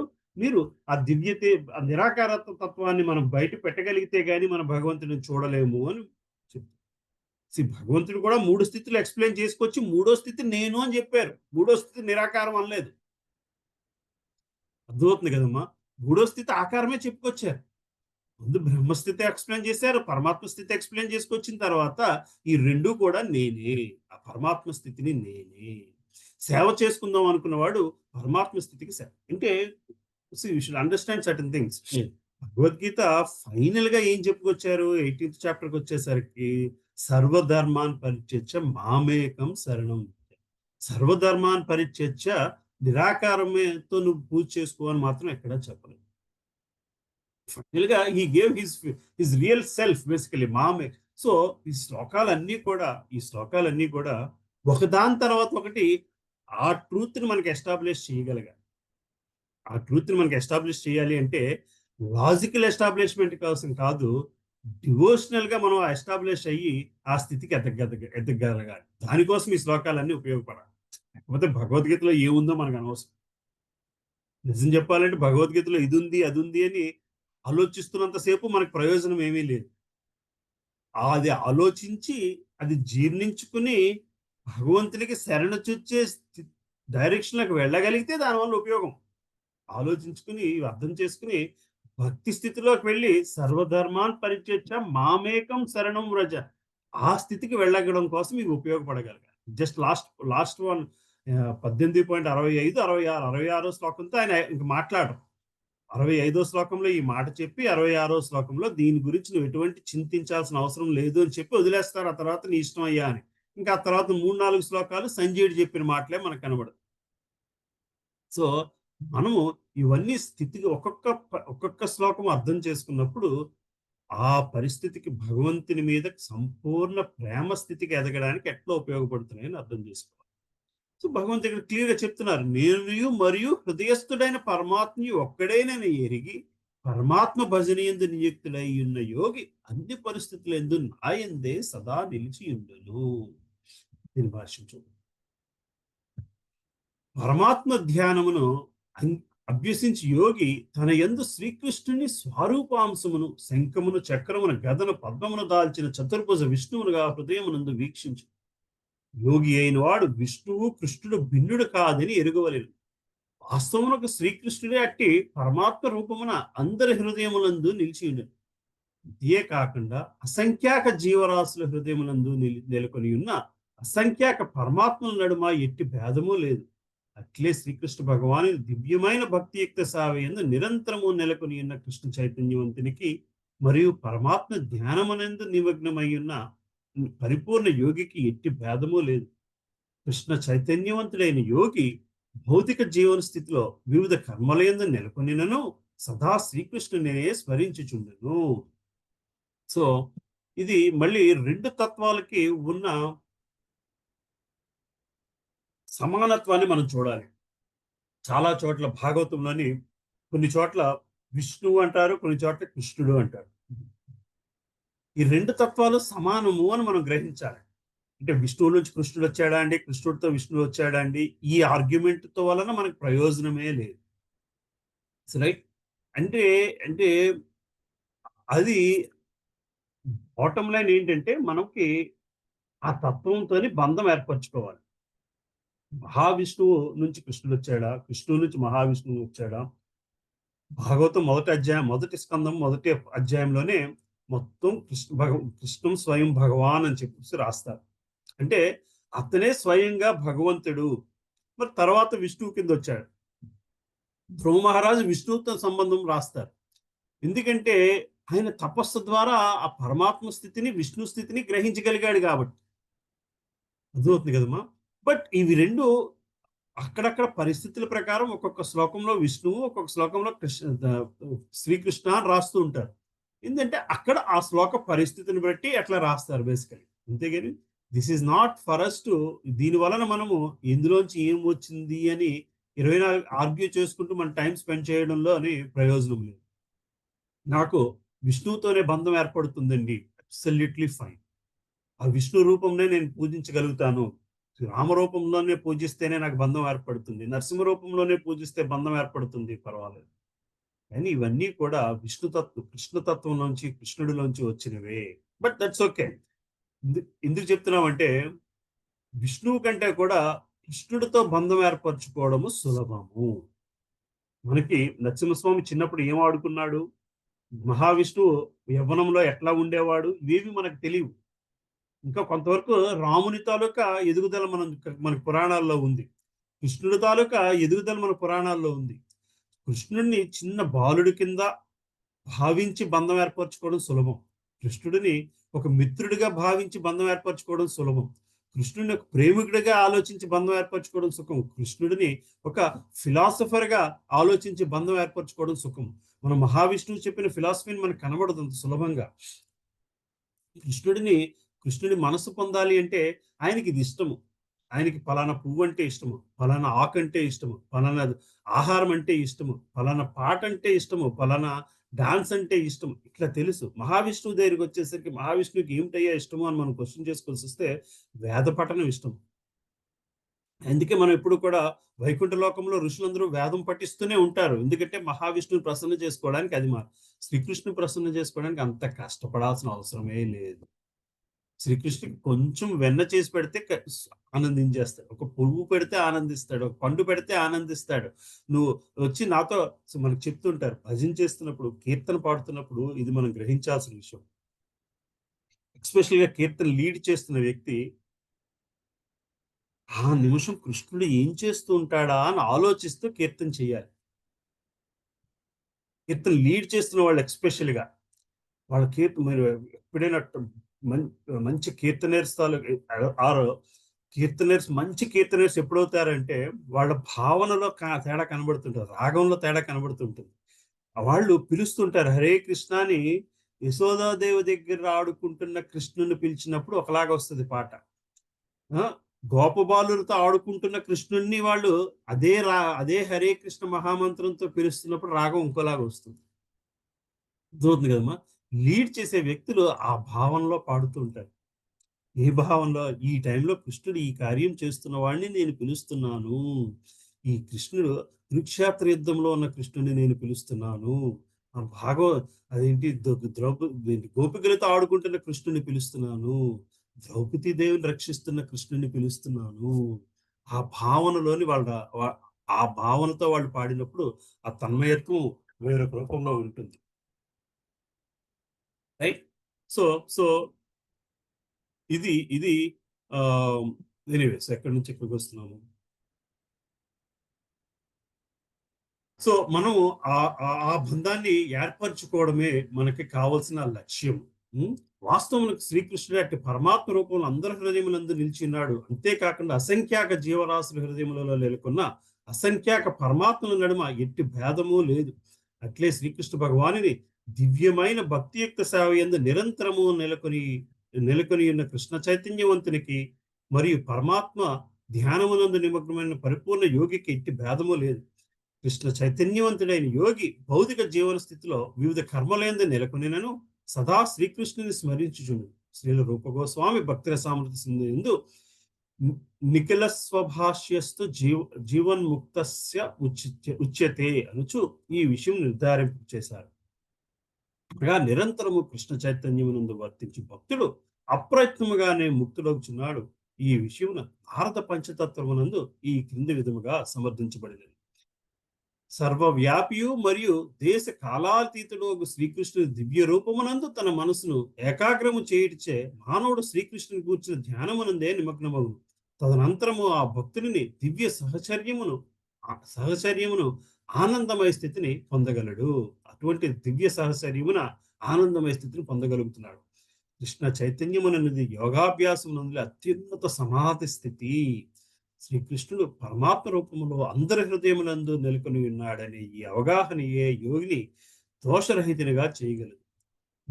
ఏకోపి సన్ బహుదయో వభతి అనగా భగవానుడు ఒక్కడే అయినను అసంఖ్యాకమైన హృదయములందు బహురూపములను నిలిచియుండును అని వేదములు గోపాల తాపనిషత్తులోని ఈ చెబుతుంది. ఆ భగవానుని అచింత్య శక్తిని నిరూపించుచున్నవి. అట్లే స్మృతి శాస్త్రమునందు కూడా ఇట్లా తెలుపబడింది. విష్ణు ఒక్కడే అయినను నిశ్చయముగా సర్వత్రయా వ్యాపించుండును. సూర్యుడు ఒకే సమయం అనేక ప్రదేశముల్లో కనిపించినట్లుగా అతడు ఏకరూపుడైనను తన అచింత్య శక్తి చే సర్వత్రా నిలిచియుండును. మళ్ళీ మత్స్య పురాణంలోని భగవంతుని తాలూకా ఔన్నత్యాన్ని చెబుతూ మనకి శ్రీల ప్రభుపాదుల వారు రకరకాల రిఫరెన్సెస్ ఇస్తున్నారు. రైట్. సో ఇవాళ నేర్చుకున్న శ్లోకంలో మనం నేర్చుకున్నవి ఏంటి? భగవంతుని తాలూకా మూడు స్థితుల్లోని ఏంటది ఆయన సమానము. మూడు స్థితుల్లోని బ్రహ్మము స్థితి, పరమాత్మ స్థితి, భగవంతుని స్థితి. ఆ భగవంతుని స్థితిని అత్యుత్తమ స్థితి అన్నది మనం గ్రహించాల్సిన విషయం. సరే, 32వ శ్లోకం కూడా దాని ఎక్స్టెన్షన్. సరే, 32వ శ్లోకం చదవండి. ఎవరు చదువుతారమ్మా? హరే కృష్ణ. ఆత్మౌపమ్యేన సర్వత్ర సమం పశ్యతి అర్జున సుఖం వా యది వా దుఃఖం సయోగి పరమో మతః. అనువాదం. ఓ అర్జున, ఎవడు తన ఆత్మతో పోల్చుకొని సమస్త జీవులను వాటి సుఖదుఖములందు సమముగా గాంచునో అతడే ఉత్తమ యోగి అనబడును. ఓ అర్జున, ఎవరు తన ఆత్మతో పోల్చుకొని సమస్త జీవులను వాటి సుఖదుఖములందు సమముగా గాంచునో అతడే ఉత్తమ యోగి అనబడును. ఎప్పుడైతే మనము ఆ పరమాత్మని అందరి స్థితిలోని గ్రహించగలుగుతామో అటువంటి వ్యక్తి తాలూకా మనస్థితి ఎట్లా ఉంటుందో చెప్పుకొస్తున్నారు. తన ఆత్మతో పోల్చుకొని సమస్త జీవులను వాటి సుఖదుఖములందు సమముగా గాంచునో అతడే ఉత్తమ యోగి అనబడును. సో సన్యాసము చేసుకోవడము యోగము కాదయ్యా. యోగం అంటే నువ్వు ఈ స్థితిని అర్థం చేసుకోగలగాలి. ఆ పరమాత్మ తాలూకు ఉనికిని అన్నిట్లోని చూడగలగాలి. అటువంటి వాడి ఉత్తమ యోగి అవుతాడు అని చెప్పుకొస్తున్నారు. సరే, దీని భాష్యం చదువుదాం. వాస్తవమునకు కృష్ణ చైతన్యము గలవాడు ఉత్తమ యోగి. అతడు తన స్వానుభవంచే అందరి సుఖదుఖములను తెలిసి ఉండను. భగవానునితో తనకు గల సంబంధమును విస్మరించిటియే జీవుని దుఃఖమునకు కారణం. కానీ శ్రీకృష్ణుడే సమస్త మానవ కార్యకలాపములకు దివ్య భోక్తగను, సర్వలోకములకు ప్రభువనియు, సర్వ జీవులకు ఆప్తమిత్రుడనియు ఎరుగుటియే జీవుని సుఖమునకు కారణము కాగలదు. భౌతిక ప్రకృతి త్రిగుణములచే నియంత్రింపబడి జీవుడు తనకు శ్రీకృష్ణుతో గల సంబంధమును విస్మరించటియే చేతనే త్రివిధ క్లేశములకు గురియగునని ఉత్తమ యోగి ఎరిగియుండును. సో భౌతిక త్రిగుణములచే నియంత్రింపబడే జీవుడు తనకు శ్రీకృష్ణుతో గల సంబంధమును విస్మరించుట చేతనే త్రివిధ క్లేశములకు గురి ఎగునని ఉత్తమ యోగి ఎరువి ఉండెను. సో మనకి ఏదైనా కలత చెందుతున్నాము, దేనికైనా బాధపడుతున్నాము అంటే దానికి కారణం ఏమిటయ్యా అంటే మనకి భగవంతునితో ఉన్న బంధాన్ని మర్చిపోవడం వలనే. భగవంతునితో మనకున్న సంబంధాన్ని ఎందుకు మర్చిపోతున్నాము అయ్యా అంటే భౌతిక ప్రకృతి త్రిగుణ తత్వం వలన. దాని వలనే త్రివిధ క్లేశములు వస్తున్నాయి అన్నది మనం గ్రహించాలి. కృష్ణ చైతన్యమునందు గల అట్టి యోగి సుఖి అయి ఉండును కనుక కృష్ణ సంబంధ విజ్ఞానమును సర్వత్రా వ్యాపించి చేయుటకు ప్రయత్నించను. ప్రతి ఒక్కరూ కూడా కృష్ణ చైతన్యవంతుడు కావాల్సిన అవసరము అతడు ప్రచారం చేయుటకు ప్రయత్నించుచున్నందున అతడే నిజముగా జగత్తుకు గల అత్యున్నత పరోపకారి మరియు శ్రీకృష్ణుడికి ప్రియమైన సేవకుడు కాగలడు. సో ఒకసారి ఒక జర్నలిస్టు ఒక యోగిని కలిశాడంట. ఎవరు చెప్పారు, హిమాలయాల్లోనే గొప్ప యోగి ఉన్నాడు. సో ఈ జర్నలిస్ట్ ఆ యోగి దగ్గరికి వెళ్తే యోగి చెప్పాడు, మాట్లాడారు. జర్నలిస్ట్ అన్నట్టు మీకు ఇంతటి నాలెడ్జ్ ఉంది, ఇంతటి జ్ఞానం ఉంది, మీరు ఈ హిమాలయాల్లో ఎందుకు ఉండిపోయారు? వచ్చి జనాల్లోకి వస్తే మీరు జనాలకి చక్కగా చెప్పగలుగుతారు కదా అంటే యోగి అన్నాడు, దాహం తీరాలంటే మనం నది దగ్గరికి వెళ్ళాలా, నది దాహం ఉన్న వ్యక్తి దగ్గరికి వెళ్ళొద్దా అని అడిగాడు. అంటే ఈ జ్ఞానం తెలుసుకోవాలనుకున్నవాడు నా దగ్గరికి వస్తాడు. సో ఇదే విషయం శ్రీల ప్రభుపాదుల వారికి ఎవరో చెప్పారంట. అంటే శ్రీల ప్రభుపాదుల వారు అన్నారంట, ముందు ఆ వ్యక్తికి దాహంగా ఉన్నాను అనే విషయం తెలియాలి. సో ఈ రోజు ప్రపంచంలోని నాకు ఈ జ్ఞానం కావాలి అని కూడా తెలియట్లేదు. అందుకోసము ఇస్కాన్ని నేను ఇట్లా డిజైన్ చేస్తున్నాను. ఈ జ్ఞానం ఉన్నవాడు అయ్యా నీకు ఈ జ్ఞానం కావాలి అని అవతల వ్యక్తికి చెప్పాల్సి వస్తుంది, చెప్పే స్థితికి వెళుతుంది.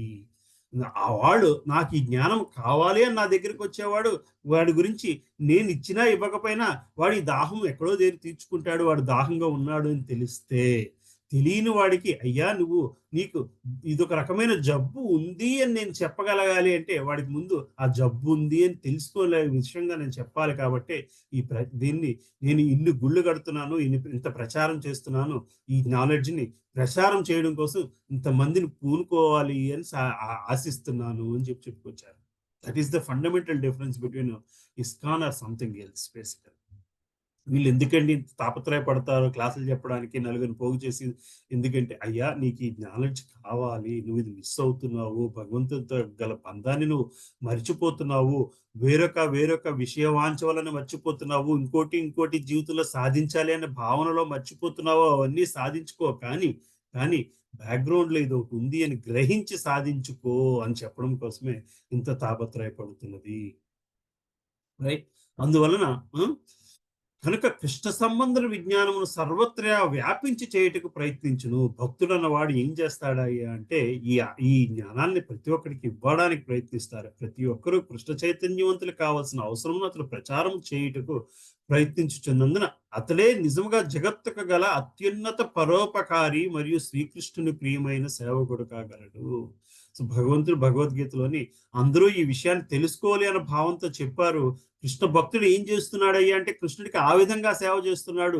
ఈ విషయాన్ని నలుగురికి పంచాలి, పంచి వాళ్ళు భక్తి మార్గంలో వెళ్ళాలి, వాళ్ళ జీవితాన్ని ముక్తి వాళ్ళ జీవితానికి మోక్షం కలిగించుకోవాలి అని చెప్పి కృష్ణుడికి చేస్తున్న ఇది ఒక రకమైన సేవ అని చెప్పుకొస్తున్నారు. నిజముగా జగత్తున గల అత్యున్నత పరోపకారి మరియు శ్రీకృష్ణుడికి ప్రియమైన సేవకుడు కాగలడు. నచా తస్మాన్ మనుష్యేషు కశ్చిత్ మే ప్రియకృత్తమా. భగవద్గీత 18.69 ఇంకా ఆఖరి శ్లోకంలో చెప్పిన విషయం. భగవద్భక్తుడు జీవులందరి సంక్షేమమును సదా కాంక్షించును కనుక అతడు అందరికీ ఆప్తమిత్రుడవుతాడు. స్వలాభము కొరకే యోగమునందు పరిపూర్ణను ఆశింపక ఇతరుల కొరకే ప్రయత్నించును కనుక అతడు ఉత్తమ యోగి కాగలడు. ఇతర జీవుల పట్ల అతడు ఎన్నడూ ఈర్ష్య చెందడు.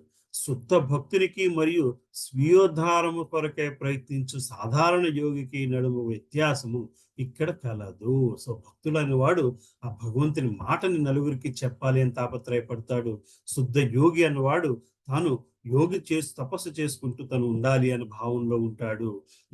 నిర్విఘ్నముగా ధ్యానము చేయుట కొరకే ఏకాంత ప్రదేశంకు వెళ్ళి యోగి ప్రతి ఒక్కరిని శక్తి కొలది కృష్ణ చైతన్యవంతులుగా మార్చుటకు ప్రయత్నించి భక్తిని కంట పరిపూర్ణుడు కాకపోవచ్చును.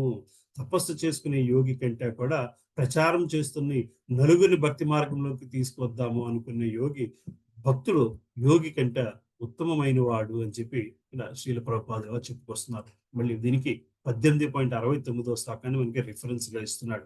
ఎటువంటి వ్యక్తిని కృష్ణుడు ఆనందిస్తాడు, ఎటువంటి సేవకి కృష్ణుడు ఆనందిస్తాడు అంటే ఇది ఈ కృష్ణ తత్వాన్ని భగవంతుడు చెప్పిన మాటని నలుగురికి పంచగలిగితే ఆయన ఆనందిస్తాడు. ఎందుకంటే ఆ నలుగురికి పంచడం ద్వారా వాళ్ళకి భగవంతునితో ఉన్న బంధాన్ని పెంపొందించిన వాళ్ళం అవుతాము. ఎప్పుడైతే వాళ్ళకి మనం భగవంతునితో ఉన్న బంధాన్ని మనం రీఎస్టాబ్లిష్ చేస్తామో వాళ్ళు తప్పకుండా ఉత్తమ వ్యక్తులుగా సొసైటీలో ఉంటారు. కాబట్టి అదే సరైన సేవ అని చెప్పి శ్రీల ప్రభుపాద గారు చెప్తున్నారు. సో ఈ 4-5 శ్లోకాల్లో మనము భగవంతుని తాలూకు ఔన్నత్యాన్ని గ్రహించడానికి, మనము ఎటువంటి వ్యక్తులుగా ఉండడానికి అన్నది ఉపయోగపడాలి. సో శ్రీకృష్ణ పరమాత్మ ఈ శ్లోకంలో కూడా ఏం చెప్పారు? అందరినీ సమాన దృష్టిలో చూడగలగాలయ్యా, అందరిలో ఉన్న పరమాత్మని నువ్వు చూడగలగాలయ్యా అంటే అర్జునుడికి క్వశ్చన్ వస్తుంది. అదేమిటి, ధృతరాష్ట్రుడు దుర్యోధనుడు యుధిష్ఠిరుడు ఒకటేనా? ధృతరాష్ట్రుడును ఇంకొకడు ఒకటేనా? అటుపక్క ఉన్న వాళ్ళు ఇటుపక్క ఉన్న వాళ్ళు అందరూ ఒకటేనా? అందరూ సమానమేనా? ఇప్పుడు అర్జునుడికి ఎటువంటి ప్రశ్న వచ్చింది? కృష్ణుడు ఏం చెప్పాడు? అందరినీ సమానంగా చూడాలి. అరే అర్జునుడు చేసిన పని అదే కదా, అందరూ నా చుట్టాలే అంటే అన్నారు కదా. కృష్ణుడు అర్జునుడు కాదు అన్నారు, నువ్వు బంధంతో నువ్వు చూడకూడదు అన్నారు. అంతా చెప్పి నువ్వు అందరినీ సమానంగా చూడాలి అన్నారు. నేను అందరినీ సమానంగా చూస్తున్నానే కదా సమస్య వచ్చింది. అయితే అర్థమవుతుంది కదా. సో అందరినీ నేను నా బంధువులను చూడడంతోనే సమస్య వచ్చింది. మళ్ళీ కృష్ణుడు మళ్ళీ తీసుకొచ్చి అందరినీ నువ్వు సమానంగా చూడాలి అని చెప్తున్నారు.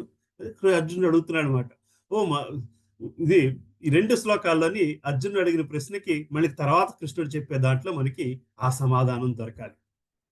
అందరినీ సమానంగా ఎక్కడ చూడాలి, ఎక్కడ చూడకూడదు, భౌతిక స్థితిలో సమానత్వం ఎట్లి, ఆధ్యాత్మిక స్థితిలో సమానత్వానికి ఉన్న తేడాన్ని గ్రహించగలగాలి. సో అర్జునుడు భౌతిక స్థితిలో సమానతంగా చూడడం వలన ప్రాబ్లం వచ్చింది. భగవంతుడు ఆధ్యాత్మిక స్థితిలో ఉన్న సమానత్వాన్ని చెప్తున్నారు. మరి భౌతిక స్థితి సమానత్వం, ఆధ్యాత్మిక స్థితి సమానత్వం ఎందుకు సమానం కాదు? త్రిగుణతత్వం వల్ల సమానం కాదు. భౌతిక స్థితి, ఆధ్యాత్మిక స్థితి అనేది 2 నా నుంచే వచ్చాయి. ఒకటి సుపీరియర్ ఎనర్జీ, ఒకటి ఇన్ఫీరియర్ ఎనర్జీ. న్యూన స్థితి సుపీరియర్ ఎనర్జీని ఏమని చెప్పుకొస్తున్నాము? ఉన్నత స్థితి, ఉన్నత శక్తి, న్యూన శక్తి. భగవంతుని తాలూకా ఆధ్యాత్మిక శక్తి, భౌతిక శక్తి. ఆధ్యాత్మిక శక్తి ఉన్నత శక్తి, భౌతిక శక్తి న్యూన శక్తి. ఆధ్యాత్మిక శక్తి స్థితిలో ఇద్దరు సమానము, భౌతిక స్థితి శక్తిలో ఇద్దరికి ఉన్న వ్యత్యాసము. మరి ఈ సమానత్వము, వ్యత్యాసత్వము ఎక్కడి నుంచి వస్తుందయ్యా అంటే మనకి దానికోసము భగవంతుడు కొన్ని అధ్యాయాలు త్రిగుణతత్వాన్ని ఎక్స్ప్లెయిన్ చేయాల్సి వచ్చింది.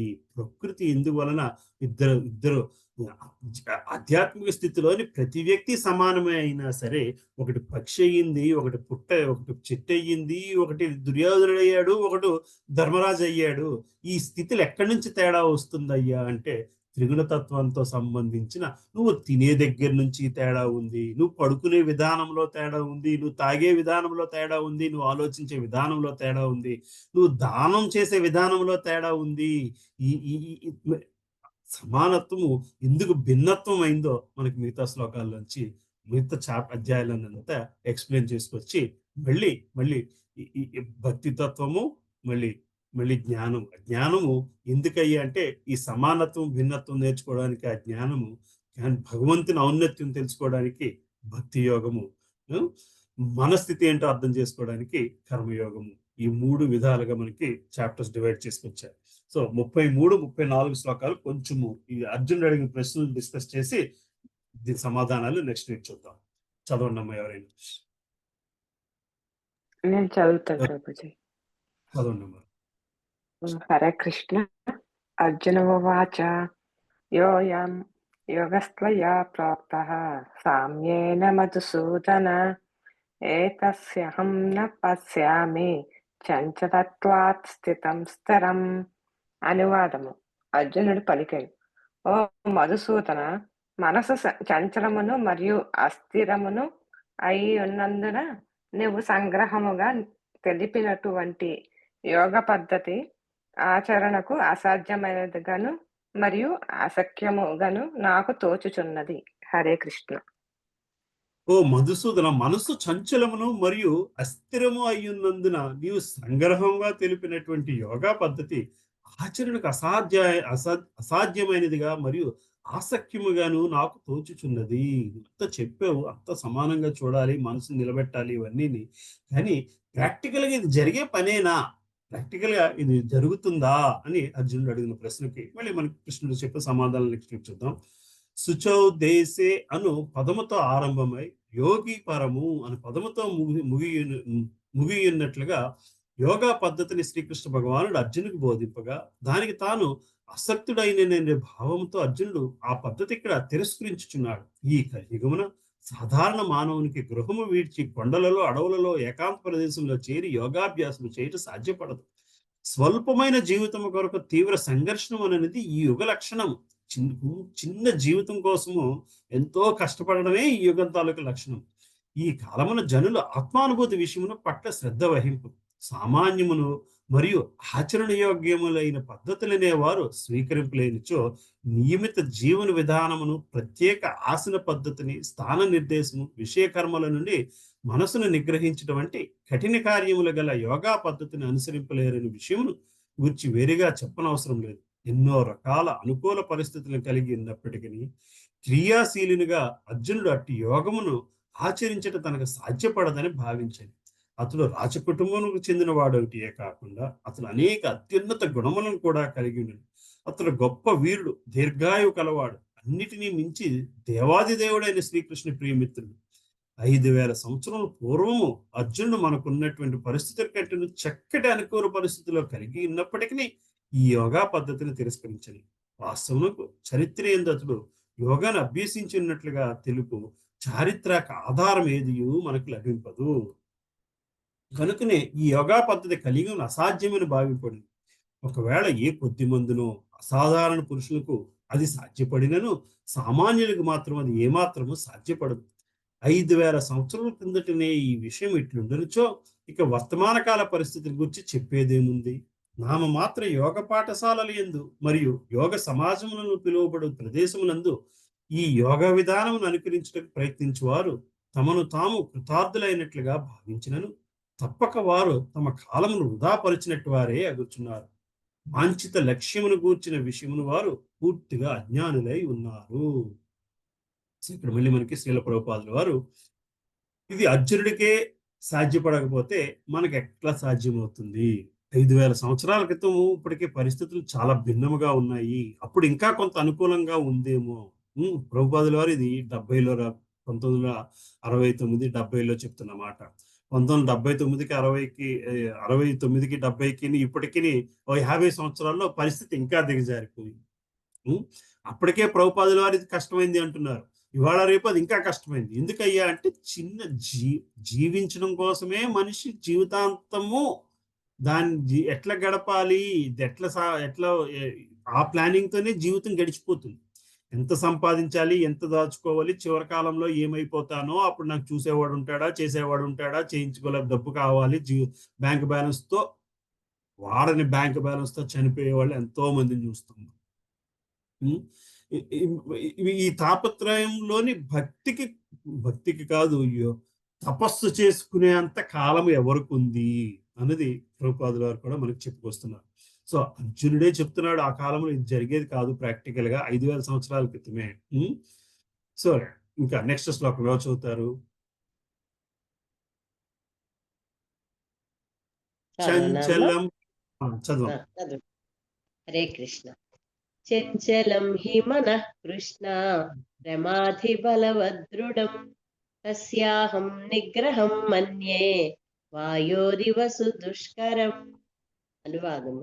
ఓ కృష్ణ, మనస్సు చెంచలమును కలతనొందించినదియును దృఢమును మిక్కిలి బలవత్తరమును అగుటచే దీనిని నిగ్రహించుట వాయువును నిగ్రహించుట కంటెను కష్టతరమని నేను భావించుచున్నాను. వెళ్ళాడు ప్రాక్టికల్లోకి. ప్రాక్టికల్ గా మనసు చంచలము, మనసు ఒక్క నిమిషం కూడా ఉండదు. మనసు రజోగుణ తత్వంలోంచి మనసు పుట్టుకొచ్చేసింది. మరి దీనిని ఒక్క నిమిషం కూడా చంచలమును కలత పొందినదేను దృఢమును మిక్కిలి బలవత్తరము ఒకటి చేత దీనిని నిగ్రహించడం, వాయువుని నిగ్రహించడం కంటే నువ్వు కష్టతరమని నేను భావిస్తున్నాను. కొంచెం కష్టపడితే గాలినైనా నిర్బంధించగలమేమో, గాలినైనా స్థిమితం చేయగలమేమో, గాలికి కూడా చలనం లేకుండా చేయగలమేమో, కానీ మనసు పరిగెత్తే కోరికలను కానీ మనసు పరిగెత్తే విషయాన్ని నిగ్రహించడం చాలా కష్టము కదా. దీని భాష్యం చదివి ఇక్కడ తాపుదాము. మనసు మిక్కిలి బలవత్తరము దృఢమైనది, వాస్తవమునకు మనసు బుద్ధికి విధేయమై ఉండవలెనని పరిగణింపబడుచున్నప్పటికీ కొన్ని మార్లు బుద్ధిని అతిక్రమించింది. క్రియాశీలమైన భౌతిక జగత్తునందు పిక్కు విరుద్ధమైన అంశములతో పోరాడు మానవులకు అట్టు మనసును నియంత్రించడం నిశ్చయముగా మిక్కిలి కష్టము. కృత్రిమముగా ఎవరైనా శత్రుమిత్రుల పట్ల సమాన వైఖరిని ప్రదర్శించవచ్చును. నీ లౌకికవాది మాత్రము అట్లు ఎన్నటికీ చేయజాలడు. మనసును నిగ్రహించిన తీవ్రమైన వాయువుని నియమించట కంటేను అతి కష్టమైన కార్యం మగుటియే అందులకు కారణం. కఠోపనిషత్తులందు ఈ విషయం గురించి ఇట్లు చెప్పబడినది. భౌతిక దేహము అను రథమునందు జీవుడు ప్రయాణికుడు, బుద్ధి రథచోదకుడు, మనస్సు రథమును నడుపునట్టి సాధనము, ఇంద్రియములు గుర్రములు. ఈ విధముగా జీవుడు మనస్సు మరియు ఇంద్రియ సహచర్యమున భోగయుక్త అవుచున్నాడని గొప్ప పండితుడైన మునులచే అవగాహన చేసుకునబడింది. వాస్తవమునకు బుద్ధి మనస్సును నిర్దేశింపవలెను, కానీ బలమైనదే అయి మరియు దృఢమైనది మనస్సు అనున్నది తీవ్రమైన అంటువ్యాధి ఔషధము యొక్క శక్తిని కూడా అధిగమించినట్లు తరచుగా అది మానవుని బుద్ధి కూడా అధిగమించుచున్నది. అట్టి బలమైన మనస్సును యోగ పద్ధతితో నిగ్రహింపవలసి ఉన్నది. అయినను అట్ట అభ్యాసం అర్జునుని వంటి వానికి కూడా ఆచరణమైనదిగా లేదు. అట్లయినచో నేటి ఆధునిక మానవుని గురించి చెప్పవలసిన అవసరం ఏమున్నది? ఇక్కడ వాడబడిన వాయువు ఉదాహరణము అత్యంత సమంజసమైనది. ఎందుకనగా ఎవ్వరునూ వీచియున్న వాయువును బంధింపజాలరు, కానీ దానికంటేను చంచలమైన మనసును నియంత్రించుట మరింత కష్టం. అట్టి మనసును నియంత్రించుటకు శ్రీ చైతన్య మహాప్రభువు నిర్దేశించిన భవతారకమైన హరే కృష్ణ మహామంత్ర నమ్రతతో కీర్తించుటే అత్యంత సులభమైన మార్గం. సవై మన కృష్ణ పరమానంద విందయో, అనగా ప్రతి ఒక్కరూ తమ మనసును శ్రీకృష్ణుని స్మరణయందు నెలకొల్పవలెను. అప్పుడే మనసును కలవరపరిచినట్టు ఇతర కార్యములేవి మానవునికి లేకుండాను. సో ఇది మనం ప్రతిసారి చూస్తున్న విషయం. మనసు అన్నది ఈ పగ్గాలు లాంటివి. బుద్ధి ఆ పగ్గాలను కంట్రోల్ చేస్తూ ఇంద్రియాలను కంట్రోల్ చేయాలి, ఆత్మను రక్షిస్తూ ఉండాలి. కానీ మనసు దానంతట అది బుద్ధి దాన్ని కంట్రోల్ చేయకపోతే గుర్రాలు ఈ తాళ్ళని కంట్రోల్ చేయడం మొదలు పెడితే, ఇంక ఇంద్రియాలు దానంతటా ఇష్టం వచ్చినట్టు ప్రయాణించడం మొదలు పెడితే ఈ తాళ్ళు ఈ పగ్గాలు మన బుద్ధిని లాగేస్తాయి. ఎప్పుడైతే బుద్ధి కింద పడుతుందో ఆత్మ ప్రమాదంలో చిక్కుపడుతుంది. సో ఇది మనకి కొన్ని పురాణాల్లో ఇచ్చిన విషయము. సో మనం ముందులో కూడా శ్లోకాల్లో చూసాము, మనసు మనిషికి మిత్రువు అవుతుంది, లేదా తన మనసే తనకి శత్రువు అవుతుంది అన్నది. సో అటువంటి మనసుని నియంత్రించందే యోగ పద్ధతిలో దాన్ని నియంత్రించడం చాలా కష్టము అని చెప్పి అర్జునుడు కూడా చెప్తున్నాడు. అష్టాంగ యోగ పద్ధతిలోని మనము మోక్షము ముక్తి పొందడం అనేది చాలా కష్టమైన విషయము అన్నది మనం గ్రహించాలి. శ్రీల ప్రభుపాదుల వారు కూడా ఆయన భాష్యంలోని అదే విషయాన్ని చెప్పుకొచ్చారు. నువ్వు హరే కృష్ణ మహామంత్రంతో మనసును నిలబెట్టుకోగలిగితేనే నువ్వు ముక్తి పొందగలము. ఎందుకంటే అదే నీకు భక్తినిస్తుంది, భగవంతునితో బంధం ఏర్పడుస్తుంది, అదే గొప్ప యోగం అవుతుంది అని చెప్పి మనకి 7వ అధ్యాయము భక్తి యోగానికి స్టార్టింగ్ పాయింట్ గా ఆ నాంది వేస్తూ వస్తున్నారు. శ్రీకృష్ణ భగవానుడు చెప్పాను, మహాబాహువులు గల కుంతిపుత్ర, చంచలమైన మనసుని నిగ్రహించడం సందేహముగా మిక్కిలి కష్టమైనను దానిని తగిన అభ్యాస్యము మరియు వైరాగ్యములు సాధింపవచ్చును. అభ్యాసముతోని వైరాగ్యముతోని దాన్ని ఎట్లా సాధించాలో నెక్స్ట్ క్లాస్ నుంచి చదువుకుందాం. సో ఇవాళ మనము నేర్చుకుంది భగవంతుని తాలూకా 3 స్థితుల గురించి ఆయన నోటంటే ఎట్లా చెప్పుకొచ్చారు. దాని పరమాత్మ స్థితి వలన మనము స్థిత ప్రజ్ఞత్వ స్థితి, సమానత్వ స్థితికి ఎట్లా గ్రహించవచ్చును, భగవంతుని ఆ పరమాత్మ స్థితి నాదే అని చెప్పడం వలన మనము భగవంతుని ఆ విగ్రహ రూపంలోని ప్రార్థించడం వలన ప్రార్థించడానికి నాంది, భక్తికి నాంది అనేది ఎట్లా జరిగింది అనేది కూడా మనము ఇవాళ శ్లోకాల్లో చూసాము. అది నెక్స్ట్ అధ్యాయాన్ని చూస్తాము. సో ఈ సమానత్వానికి భిన్నత్వానికి తేడా ఏంటో కూడా మళ్ళీ మేము ముందు శ్లోకాలని అధ్యాయాలని చూస్తాము. దానికోసం అది ఎక్స్ప్లెయిన్ చేయడం కోసము త్రిగుణతత్వాన్ని, ఆయన తాలూకా న్యూన శక్తిని, ఆయన తాలూకా ఉన్నత శక్తిని గురించి మనకి 7వ అధ్యాయంలో స్టార్ట్ చేసి భక్తి యోగంలోకి తీసుకెళ్తారు. రైట్? Any questions? ఈ రోజు చాలా బాగుంది నాన్న. భక్తి యోగం తాలూకు రుచులు సువాసనలు వెదజల్లుతున్నాయి ఇందులో ఒక విధంగా. రేపు ప్రొద్దున్న వెళ్ళబోయే అధ్యాయాలకి ముందు నాందిగా దాని తాలూకు అన్ని విడతీసేస్తున్నారు ఇక్కడ. అది కృష్ణ పరమాత్మ ఇది నేనేంటి, అదే తన స్వరూపాలనే కాదు, ఇంద్రియాలను ఎలా నిగ్రహించుకోవాలి, భక్తిలోకి తీసుకెళ్ళటానికి ముందు ఇవన్నీ కూడాను. చాలా బాగుంది ఇవాళ, చాలా చాలా బాగుంది. హరే కృష్ణ. ప్రభు. So I have some issues. Next 5 weeks, I'll be traveling. Next 5 weeks, I'm on road basically. Last 2 weeks, I'm in US, but first 3 weeks, I'm traveling. So next Monday, next Sunday night, next Monday నుంచి నేను మాయాపూర్ యాత్రలో ఉంటాను. ఈ time కల్లా అక్కడ యాత్ర start అవుతుంది. అందువల్ల మండే క్లాస్ నాకు కష్టం అవ్వచ్చు. So I'm going to do it again like Friday evening. Is that okay? Your Friday evening. So Saturday morning for us and Friday evening for you next week. ఓకేనమ్మా Sujatha Mataji, Premika Devdas Mataji. So next class మళ్ళీ మనం శుక్రవారం సాయంత్రం చెప్పుకుంటాం.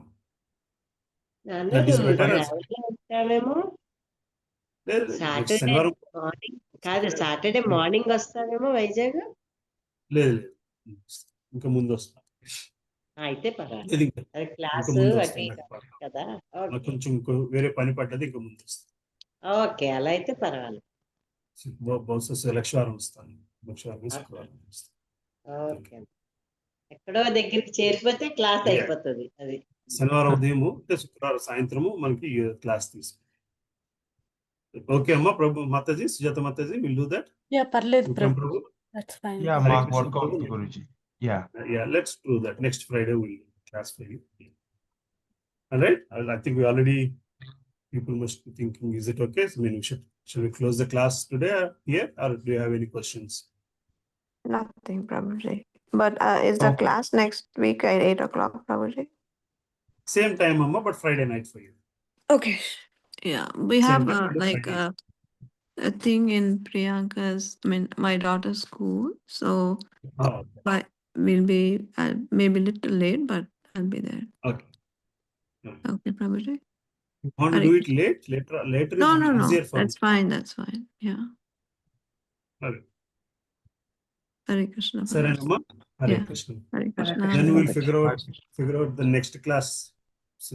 Yeah. So, situation we'll figure out then as we get into Sure. that. Yeah. Sure, Prabhuji. Yeah. Thank you. Hare Krishna. Stopping here. Vaishnav, Anantakoti Vaishnav Brinda ki jai. Hare Krishna. Jai. Srila Prabhupada ki jai.